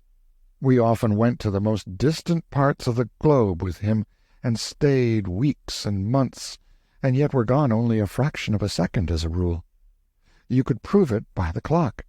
One day, when our people were in such awful distress because the witch commission were afraid to proceed against the astrologer and Father Peter's household, or against any, indeed, but the poor and the friendless, they lost patience and took to witch-hunting on their own score, and began to chase a born lady who was known to have the habit of curing people by devilish arts, such as bathing them, washing them, and nourishing them instead of bleeding them and purging them through the ministrations of a barber surgeon in the proper way. She came flying down with a howling and cursing mob after her, and tried to take refuge in houses, but the doors were shut in her face. They chased her more than half an hour, we following to see it, and at last she was exhausted and fell, and they caught her. They dragged her to a tree and threw a rope over the limb, and began to make a noose in it, some holding her meantime, and she crying and begging, and her young daughter looking on and weeping, but afraid to say or do anything. They hanged the lady, and I threw a stone at her, although in my heart I was sorry for her. But all were throwing stones, and each was watching his neighbor, and if I had not done as the others did, it would have been noticed and spoken of. Satan burst out laughing. All that were near by turned upon him, astonished and not pleased. It was an ill time to laugh, for his free and scoffing ways and his supernatural music had brought him under suspicion all over the town, and turned many privately against him. The big blacksmith called attention to him now, raising his voice so that all should hear, and said, "What are you laughing at? Answer. Moreover, please explain to the company why you threw no stone." "Are you sure I did not throw a stone?" "Yes. You needn't try to get out of it. I had my eye on you." "And I noticed you," shouted two others. "3 witnesses," said Satan. "Mueller the blacksmith, Klein the butcher's man, Pfeiffer the weaver's journeyman. 3 very ordinary liars. Are there any more?" "Never mind whether there are others or not, and never mind about what you consider us. 3's enough to settle your matter for you. You'll prove that you threw a stone, or it shall go hard with you." "That's so," shouted the crowd, and surged up as closely as they could to the center of interest. "And first you will answer that other question," cried the blacksmith, pleased with himself for being mouthpiece to the public, and hero of the occasion. "What are you laughing at?" Satan smiled and answered pleasantly, "To see 3 cowards stoning a dying lady when they were so near death themselves." You could see the superstitious crowd shrink and catch their breath under the sudden shock. The blacksmith, with a show of bravado, said, "Pooh! What do you know about it?" "I? Everything. By profession I am a fortune-teller, and I read the hands of you 3, and some others, when you lifted them to stone the woman. One of you will die tomorrow week, another of you will die tonight. The third has but 5 minutes to live, and yonder is the clock." It made a sensation. The faces of the crowd blanched, and turned mechanically toward the clock. The butcher and the weaver seemed smitten with an illness, but the blacksmith braced up and said with spirit, "It is not long to wait for prediction number 1. If it fails, young master, you will not live a whole minute after, I promise you that." No one said anything. All watched the clock in a deep stillness which was impressive. When 4½ minutes were gone, the blacksmith gave a sudden gasp, and clapped his hand upon his heart, saying, "Give me breath! Give me room!" and began to sink down. The crowd surged back, no one offering to support him, and he fell lumbering to the ground, and was dead. The people stared at him, then at Satan, then at one another, and their lips moved, but no words came. Then Satan said, "3 saw that I threw no stone. Perhaps there are others. Let them speak." It struck a kind of panic into them, and, although no one answered him, many began to violently accuse one another, saying, "You said he didn't throw," and getting for reply, "It is a lie, and I will make you eat it." And so in a moment they were in a raging and noisy turmoil, and beating and banging one another, and in the midst was the only indifferent one, the dead lady hanging from her rope, her troubles forgotten, her spirit at peace. So we walked away, and I was not at ease, but was saying to myself, "He told them he was laughing at them, but it was a lie. He was laughing at me." That made him laugh again, and he said, "Yes, I was laughing at you, because, in fear of what others might report about you, you stoned the woman when your heart revolted at the act. But I was laughing at the others, too." "Why?" "Because their case was yours." "How is that?" "Well, there were 68 people there, and 62 of them had no more desire to throw a stone than you had." "Satan!" "Oh, it's true. I know your race. It is made up of sheep. It is governed by minorities, seldom or never by majorities. It suppresses its feelings and its beliefs, and follows the handful that makes the most noise. Sometimes the noisy handful is right, sometimes wrong. But no matter, the crowd follows it. The vast majority of the race, whether savage or civilized, are secretly kind-hearted and shrink from inflicting pain. But in the presence of the aggressive and pitiless minority, they don't dare to assert themselves. Think of it. One kind-hearted creature spies upon another, and sees to it that he loyally helps in iniquities which revolt both of them. Speaking as an expert, I know that 99 out of 100 of your race were strongly against the killing of witches when that foolishness was first agitated by a handful of pious lunatics in the long ago. And I know that even today, after ages of transmitted prejudice and silly teaching, only 1 person in 20 puts any real heart into the harrying of a witch, and yet apparently everybody hates witches and wants them killed. Some day a handful will rise up on the other side and make the most noise. Perhaps even a single daring man with a big voice and a determined front will do it. And in a week all the sheep will wheel and follow him, and witch-hunting will come to a sudden end. Monarchies, aristocracies, and religions are all based upon that large defect in your race, the individual's distrust of his neighbor and his desire, for safety's or comfort's sake, to stand well in his neighbor's eye. These institutions will always remain, and always flourish, and always oppress you, affront you, and degrade you, because you will always be and remain slaves of minorities. There was never a country where the majority of the people were in their secret hearts loyal to any of these institutions. I did not like to hear a race called sheep, and said I did not think they were. "Still it is true, lamb," said Satan. "Look at you in war. What mutton you are, and how ridiculous!" "In war? How?" "There has never been a just one, never an honorable one, on the part of the instigator of the war. I can see 1,000,000 years ahead, and this rule will never change in so many as 6 instances. The loud little handful, as usual, will shout for the war. The pulpit will, warily and cautiously, object at first. The great, big, dull bulk of the nation will rub its sleepy eyes and try to make out why there should be a war, and will say earnestly and indignantly, "It is unjust and dishonorable, and there is no necessity for it." Then the handful will shout louder. A few fair men on the other side will argue and reason against the war with speech and pen, and at first will have a hearing and be applauded. But it will not last long. Those others will outshout them, and presently the anti-war audiences will thin out and lose popularity. Before long you will see this curious thing: the speakers stoned from the platform, and free speech strangled by hordes of furious men who in their secret hearts are still at one with those stoned speakers, as earlier, but do not dare to say so. And now the whole nation, pulpit and all, will take up the war cry and shout itself hoarse, and mob any honest man who ventures to open his mouth. And presently such mouths will cease to open.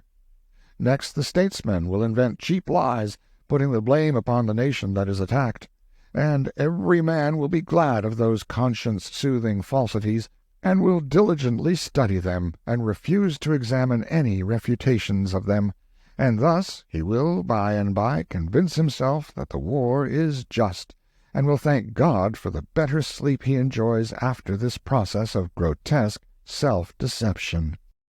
Chapter 10. Days and days went by now, and no Satan. It was dull without him. But the astrologer, who had returned from his excursion to the moon, went about the village, braving public opinion, and getting a stone in the middle of his back now and then, when some witch-hater got a safe chance to throw it and dodge out of sight. Meantime, two influences had been working well for Margaret. That Satan, who was quite indifferent to her, had stopped going to her house after a visit or two, had hurt her pride, and she had set herself the task of banishing him from her heart. Reports of Wilhelm Meidling's dissipation brought to her from time to time by old Ursula had touched her with remorse, jealousy of Satan being the cause of it. And so now, these two matters working upon her together, she was getting a good profit out of the combination. Her interest in Satan was steadily cooling, her interest in Wilhelm as steadily warming. All that was needed to complete her conversion was that Wilhelm should brace up and do something that should cause favorable talk and incline the public toward him again. The opportunity came now. Margaret sent and asked him to defend her uncle in the approaching trial, and he was greatly pleased, and stopped drinking, and began his preparations with diligence.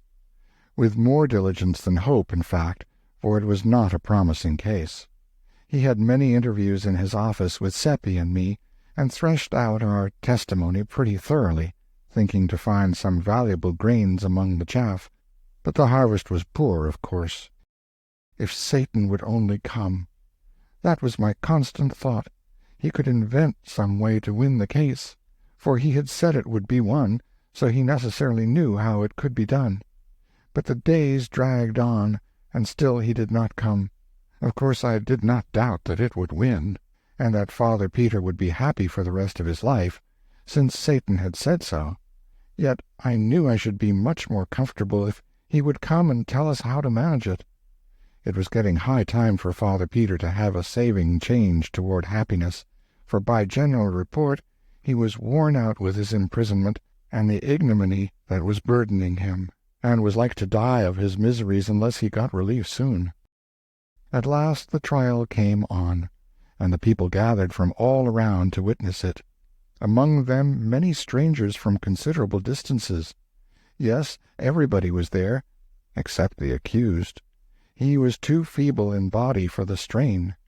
But Margaret was present, and keeping up her hope and her spirit the best she could. The money was present, too. It was emptied on the table, and was handled and caressed and examined by such as were privileged. The astrologer was put in the witness-box. He had on his best hat and robe for the occasion. Question: You claim that this money is yours? Answer: I do. Q. How did you come by it? A. I found the bag in the road when I was returning from a journey. Q. When? A. More than 2 years ago. Q. What did you do with it? A. I brought it home and hid it in a secret place in my observatory, intending to find the owner if I could. Q. You endeavored to find him? A. I made diligent inquiry during several months, but nothing came of it. Q. And then? A. I thought it not worth while to look further, and was minded to use the money in finishing the wing of the foundling asylum connected with the priory and nunnery. So I took it out of its hiding-place and counted it to see if any of it was missing. And then— Q. Why do you stop? Proceed. A. I am sorry to have to say this, but just as I had finished and was restoring the bag to its place, I looked up, and there stood Father Peter behind me. Several murmured, "That looks bad," but others answered, "Ah, but he is such a liar." Q. That made you uneasy? A. No, I thought nothing of it at the time, for Father Peter often came to me unannounced to ask for a little help in his need. Margaret blushed crimson at hearing her uncle falsely and impudently charged with begging, especially from one he had always denounced as a fraud, and was going to speak, but remembered herself in time and held her peace. Q. Proceed. A. In the end, I was afraid to contribute the money to the foundling asylum, but elected to wait yet another year and continue my inquiries. When I heard of Father Peter's find, I was glad, and no suspicions entered my mind. When I came home a day or two later and discovered that my own money was gone, I still did not suspect until 3 circumstances connected with Father Peter's good fortune struck me as being singular coincidences. Q. Pray name them. A. Father Peter had found his money in a path. I had found mine in a road. Father Peter's find consisted exclusively of gold ducats, mine also. Father Peter found 1,107 ducats. I, exactly the same. This closed his evidence, and certainly it made a strong impression on the house. One could see that. Wilhelm Meidling asked him some questions, then called us boys, and we told our tale. It made the people laugh, and we were ashamed. We were feeling pretty badly, anyhow, because Wilhelm was hopeless and showed it. He was doing as well as he could, poor young fellow, but nothing was in his favor, and such sympathy as there was now plainly not with his client. It might be difficult for court and people to believe the astrologer's story, considering his character, but it was almost impossible to believe Father Peter's. We were already feeling badly enough, but when the astrologer's lawyer said he believed he would not ask us any questions, for our story was a little delicate and it would be cruel for him to put any strain upon it, everybody tittered, and it was almost more than we could bear. Then he made a sarcastic little speech, and got so much fun out of our tale, and it seemed so ridiculous and childish and every way impossible and foolish, that it made everybody laugh till the tears came, and at last Margaret could not keep up her courage any longer, but broke down and cried, and I was so sorry for her. Now I noticed something that braced me up. It was Satan standing alongside of Wilhelm, and there was such a contrast. Satan looked so confident, had such a spirit in his eyes and face, and Wilhelm looked so depressed and despondent. We two were comfortable now, and judged that he would testify and persuade the bench and the people that black was white and white black, or any other color he wanted it. We glanced around to see what the strangers in the house thought of him, for he was beautiful, you know, stunning, in fact. But no one was noticing him, so we knew by that he was invisible. The lawyer was saying his last words, and while he was saying them, Satan began to melt into Wilhelm. He melted into him and disappeared, and then there was a change, when his spirit began to look out of Wilhelm's eyes. That lawyer finished quite seriously, and with dignity. He pointed to the money and said, "The love of it is the root of all evil. There it lies, the ancient tempter, newly red with the shame of its latest victory, the dishonor of a priest of God, and his 2 poor juvenile helpers in crime. If it could but speak, let us hope that it would be constrained to confess that of all its conquests this was the basest and the most pathetic."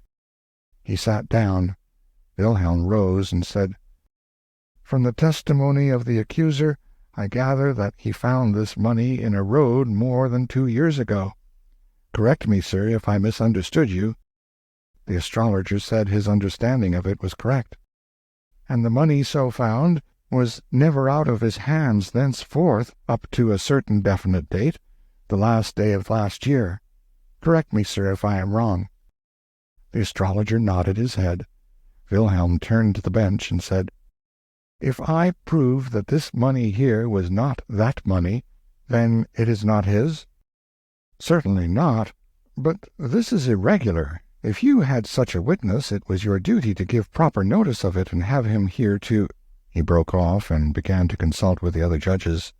Meantime, that other lawyer got up excited and began to protest against allowing new witnesses to be brought into the case at this late stage.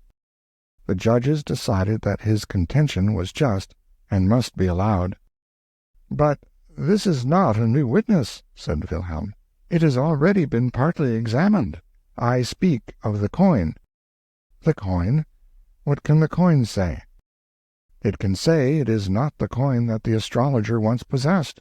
It can say it was not in existence last December.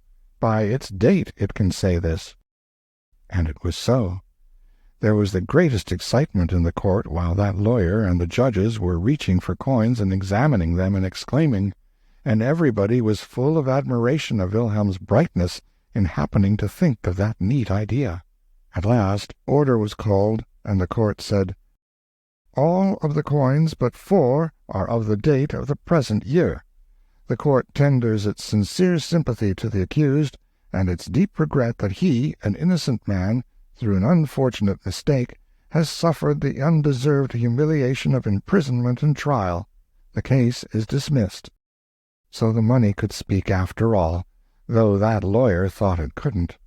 The court rose, and almost everybody came forward to shake hands with Margaret and congratulate her, and then to shake with Wilhelm and praise him.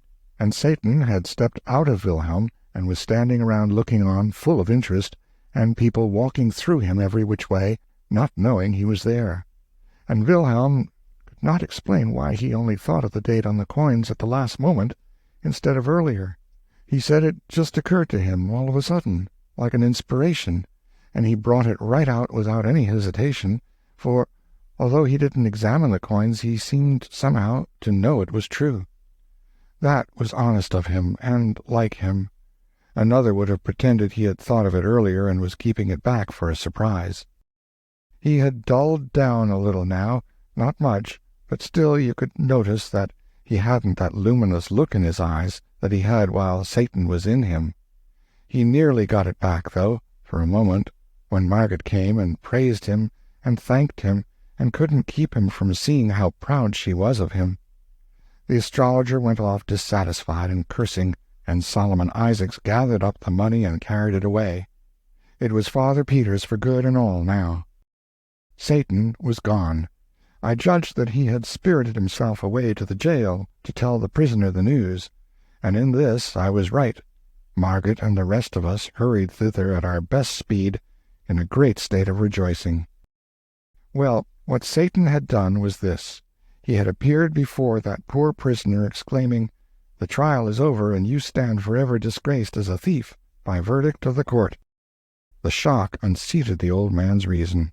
When we arrived 10 minutes later, he was parading pompously up and down and delivering commands to this and that and the other constable or jailer, and calling them Grand Chamberlain, and Prince this and Prince that, and Admiral of the Fleet, Field Marshal in command, and all such fustian, and was as happy as a bird.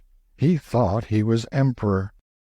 Margaret flung herself on his breast and cried, and indeed everybody was moved almost to heartbreak.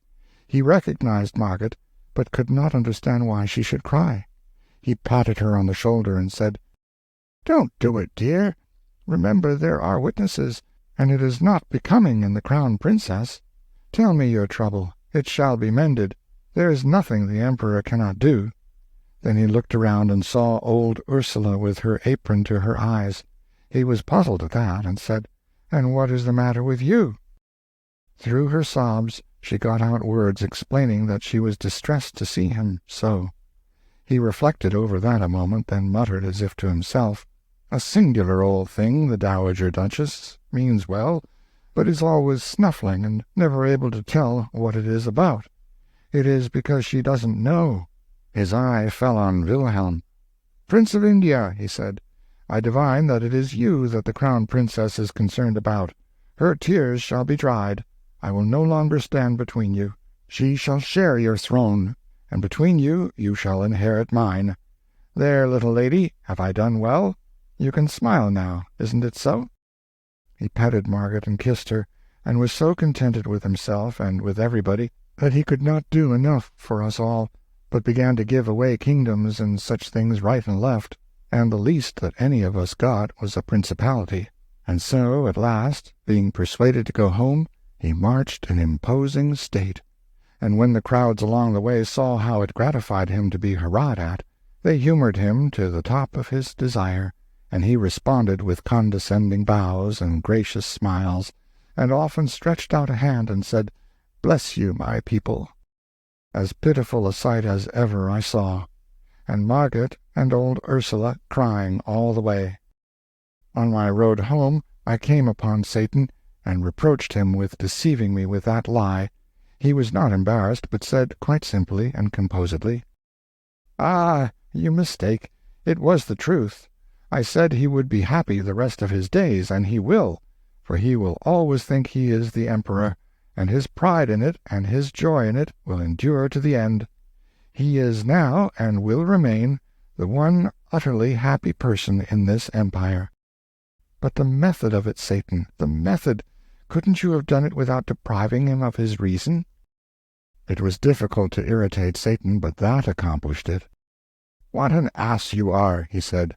"Are you so unobservant as not to have found out that sanity and happiness are an impossible combination? No sane man can be happy, for to him life is real, and he sees what a fearful thing it is. Only the mad can be happy, and not many of those. The few that imagine themselves kings or gods are happy. The rest are no happier than the sane. Of course, no man is entirely in his right mind at any time, but I have been referring to the extreme cases. I have taken from this man that trumpery thing which the race regards as a mind. I have replaced his tin life with a silver-gilt fiction. You see the result, and you criticize. I said I would make him permanently happy, and I have done it. I have made him happy by the only means possible to his race, and you are not satisfied." He heaved a discouraged sigh and said, "It seems to me that this race is hard to please." There it was, you see. He didn't seem to know any way to do a person a favor except by killing him or making a lunatic out of him. I apologized as well as I could, but privately I did not think much of his processes at that time. Satan was accustomed to say that our race lived a life of continuous and uninterrupted self-deception. It duped itself from cradle to grave with shams and delusions which it mistook for realities, and this made its entire life a sham. Of the score of fine qualities which it imagined it had, and was vain of, it really possessed hardly one. It regarded itself as gold, and was only brass. One day when he was in this vein he mentioned a detail, the sense of humor. I cheered up then and took issue. I said we possessed it. "There spoke the race," he said, "always ready to claim what it hasn't got, and mistake its ounce of brass filings for a ton of gold dust. You have a mongrel perception of humor, nothing more. A multitude of you possess that. This multitude see the comic side of 1,000 low-grade and trivial things, broad incongruities mainly, grotesqueries, absurdities, evokers of the horse-laugh. The 10,000 high-grade comicalities which exist in the world are sealed from their dull vision. Will a day come when the race will detect the funniness of these juvenalities and laugh at them, and by laughing at them destroy them? For your race, in its poverty, has unquestionably one really effective weapon: laughter. Power, money, persuasion, supplication, persecution, These can lift at a colossal humbug, push it a little, weaken it a little, century by century, but only laughter can blow it to rags and atoms at a blast. Against the assault of laughter nothing can stand. You are always fussing and fighting with your other weapons. Do you ever use that one? No. You leave it lying rusting. As a race, do you ever use it at all? No. You lack sense and the courage. We were traveling at the time, and stopped at a little city in India, and looked on while a juggler did his tricks before a group of natives. They were wonderful, but I knew Satan could beat that game, and I begged him to show off a little, and he said he would. He changed himself into a native in turban and breechcloth, and very considerately conferred on me a temporary knowledge of the language. The juggler exhibited a seed, covered it with earth in a small flower-pot, then put a rag over the pot. After a minute the rag began to rise. In 10 minutes it had risen a foot. Then the rag was removed, and a little tree was exposed, with leaves upon it and ripe fruit. We ate the fruit, and it was good. But Satan said, "Why do you cover the pot? Can't you grow the tree in the sunlight?" "No," said the juggler, "no one can do that. You are only an apprentice. You don't know your trade. Give me the seed. I will show you." He took the seed and said, "What shall I raise from it?" "It is a cherry seed. Of course you will raise a cherry." "Oh, no, that is a trifle. Any novice can do that. Shall I raise an orange tree from it?" "Oh, yes," and the juggler laughed. "And shall I make it bear other fruits as well as oranges?" "If God wills," and they all laughed. Satan put the seed in the ground, put a handful of dust on it, and said, "Rise." A tiny stem shot up and began to grow, and grew so fast that in 5 minutes it was a great tree, and we were sitting in the shade of it. There was a murmur of wonder, then all looked up and saw a strange and pretty sight, for the branches were heavy with fruits of many kinds and colors: oranges, grapes, bananas, peaches, cherries, apricots, and so on. Baskets were brought, and the unlading of the tree began, and the people crowded around Satan and kissed his hand and praised him, calling him the Prince of Jugglers. The news went about the town, and everybody came running to see the wonder, and they remembered to bring baskets too. But the tree was equal to the occasion. It put out new fruits as fast as any were removed. Baskets were filled by the score and by the 100, but always the supply remained undiminished. At last a foreigner in white linen and sun helmet arrived, and exclaimed angrily, "Away from here! Clear out, you dogs! The tree is on my lands, and is my property." The natives put down their baskets and made humble obeisance. Satan made humble obeisance too, with his fingers to his forehead in the native way, and said, "Please, let them have their pleasure for an hour, sir, only that, and no longer. Afterward you may forbid them, and you will still have more fruit than you and the state together can consume in a year." This made the foreigner very angry, and he cried out, "Who are you, you vagabond, to tell your betters what they may do and what they mayn't?" And he struck Satan with his cane, and followed this error with a kick. The fruits rotted on the branches, and the leaves withered and fell. The foreigner gazed at the bare limbs with the look of one who is surprised and not gratified. Satan said, "Take good care of the tree, for its health and yours are bound together. It will never bear again, but if you tend it well, it will live long. Water its roots once in each hour every night, and do it yourself. It must not be done by proxy, and to do it in daylight will not answer. If you fail only once in any night, the tree will die, and you likewise. Do not go home to your own country any more. You would not reach there. Make no business or pleasure engagements which require you to go outside your gate at night. You cannot afford the risk. Do not rent or sell this place. It would be injudicious." The foreigner was proud and wouldn't beg, but I thought he looked as if he would like to. While he stood gazing at Satan, we vanished away and landed in Ceylon.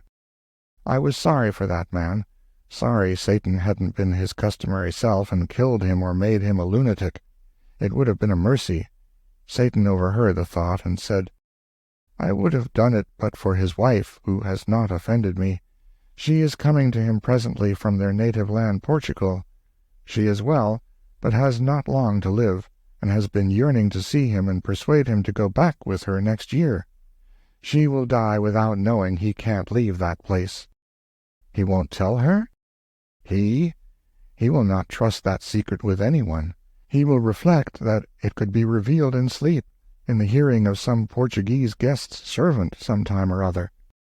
Did none of those natives understand what you said to him? None of them understood, but he will always be afraid that some of them did. That fear will be torture to him, for he has been a harsh master to them. In his dreams he will imagine them chopping his tree down. That will make his days uncomfortable. I have already arranged for his nights. It grieved me, though not sharply, to see him take such a malicious satisfaction in his plans for this foreigner. Does he believe what you told him, Satan? He thought he didn't, but our vanishing helped. The tree where there had been no tree before, that helped. The insane and uncanny variety of fruits, the sudden withering, all these things are helps. Let him think as he may, reason as he may, one thing is certain, he will water the tree. But between this and night he will begin his changed career with a very natural precaution for him. What is that? He will fetch a priest to cast out the tree's devil. You are such a humorous race, and don't suspect it. Will he tell the priest? No. He will say a juggler from Bombay created it, and that he wants the juggler's devil driven out of it, so that it will thrive and be fruitful again. The priest's incantations will fail. Then the Portuguese will give up that scheme and get his watering pot ready. But the priest will burn the tree. I know it. He will not allow it to remain. Yes, and anywhere in Europe he would burn the man, too. But in India the people are civilized, and these things will not happen. The man will drive the priest away and take care of the tree. I reflected a little, then said, Satan, you have given him a hard life, I think. Comparatively, it must not be mistaken for a holiday. We flitted from place to place around the world as we had done before, Satan showing me 100 wonders, most of them reflecting in some way the weakness and triviality of our race. He did this now every few days, not out of malice, I am sure of that. It only seemed to amuse and interest him, just as a naturalist might be amused and interested by a collection of ants. Chapter 11. For as much as a year Satan continued these visits, but at last he came less often, and then for a long time he did not come at all. This always made me lonely and melancholy. I felt that he was losing interest in our tiny world, and might at any time abandon his visits entirely. When one day he finally came to me, I was overjoyed, but only for a little while. He had come to say good-bye, he told me, and for the last time. He had investigations and undertakings in other corners of the universe, he said, that would keep him busy for a longer period than I could wait for his return. And you are going away, and will not come back any more? Yes, he said. We have comraded long together, and it has been pleasant for both. But I must go now, and we shall not see each other any more. In this life, Satan, but in another? We shall meet in another, surely. Then, all tranquilly and soberly, he made the strange answer. There is no other. A subtle influence blew upon my spirit from his, bringing with it a vague, dim, but blessed and hopeful feeling that the incredible words might be true, even must be true. Have you never suspected this, Theodor? No, how could I? But if it can only be true— It is true. A gust of thankfulness rose in my breast, but a doubt checked it before it could issue in words, and I said, But, We have seen that future life, seen it in its actuality, and so— It was a vision. It had no existence. I could hardly breathe for the great hope that was struggling in me. A vision? Life itself is only a vision, a dream. It was electrical. By God, I had had that very thought 1,000 times in my musings. Nothing exists. All is a dream. God, man, the world, the sun, the moon, the wilderness of stars, a dream, all a dream. They have no existence.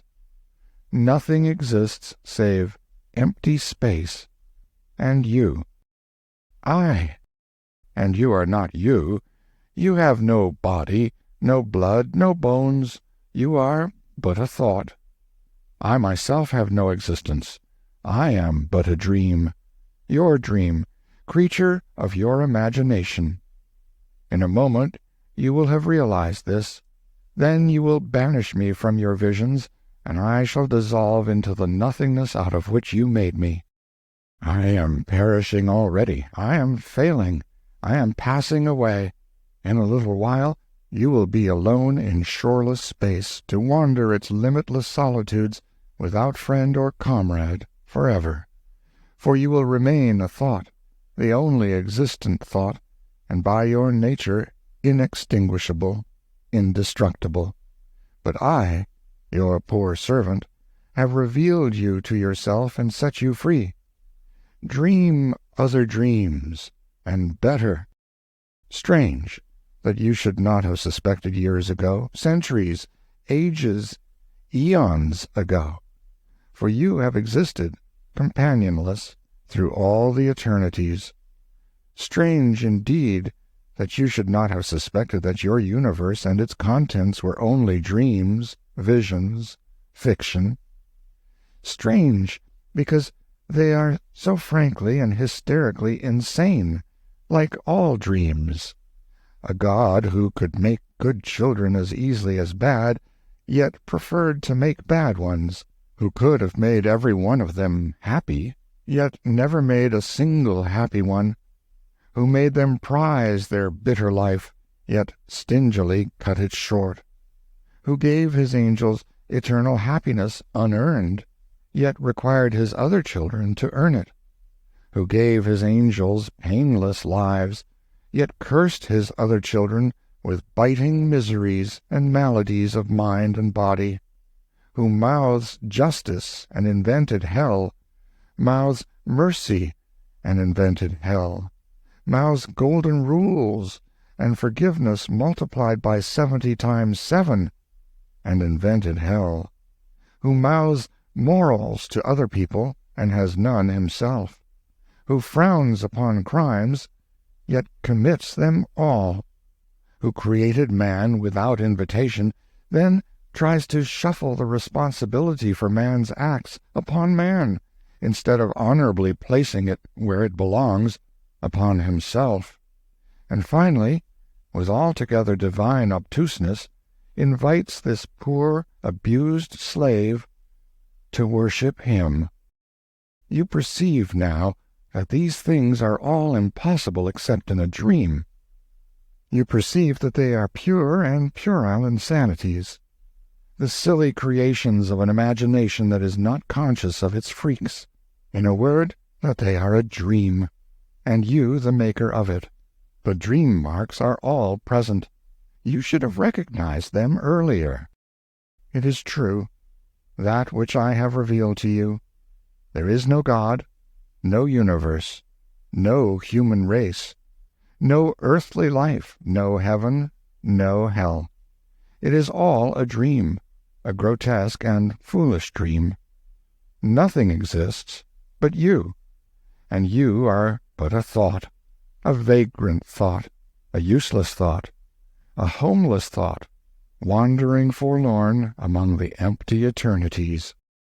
He vanished, and left me appalled, for I knew and realized that all he had said was true. If you liked the video, put a like, subscribe to the channel and click on the bell to not miss our new videos.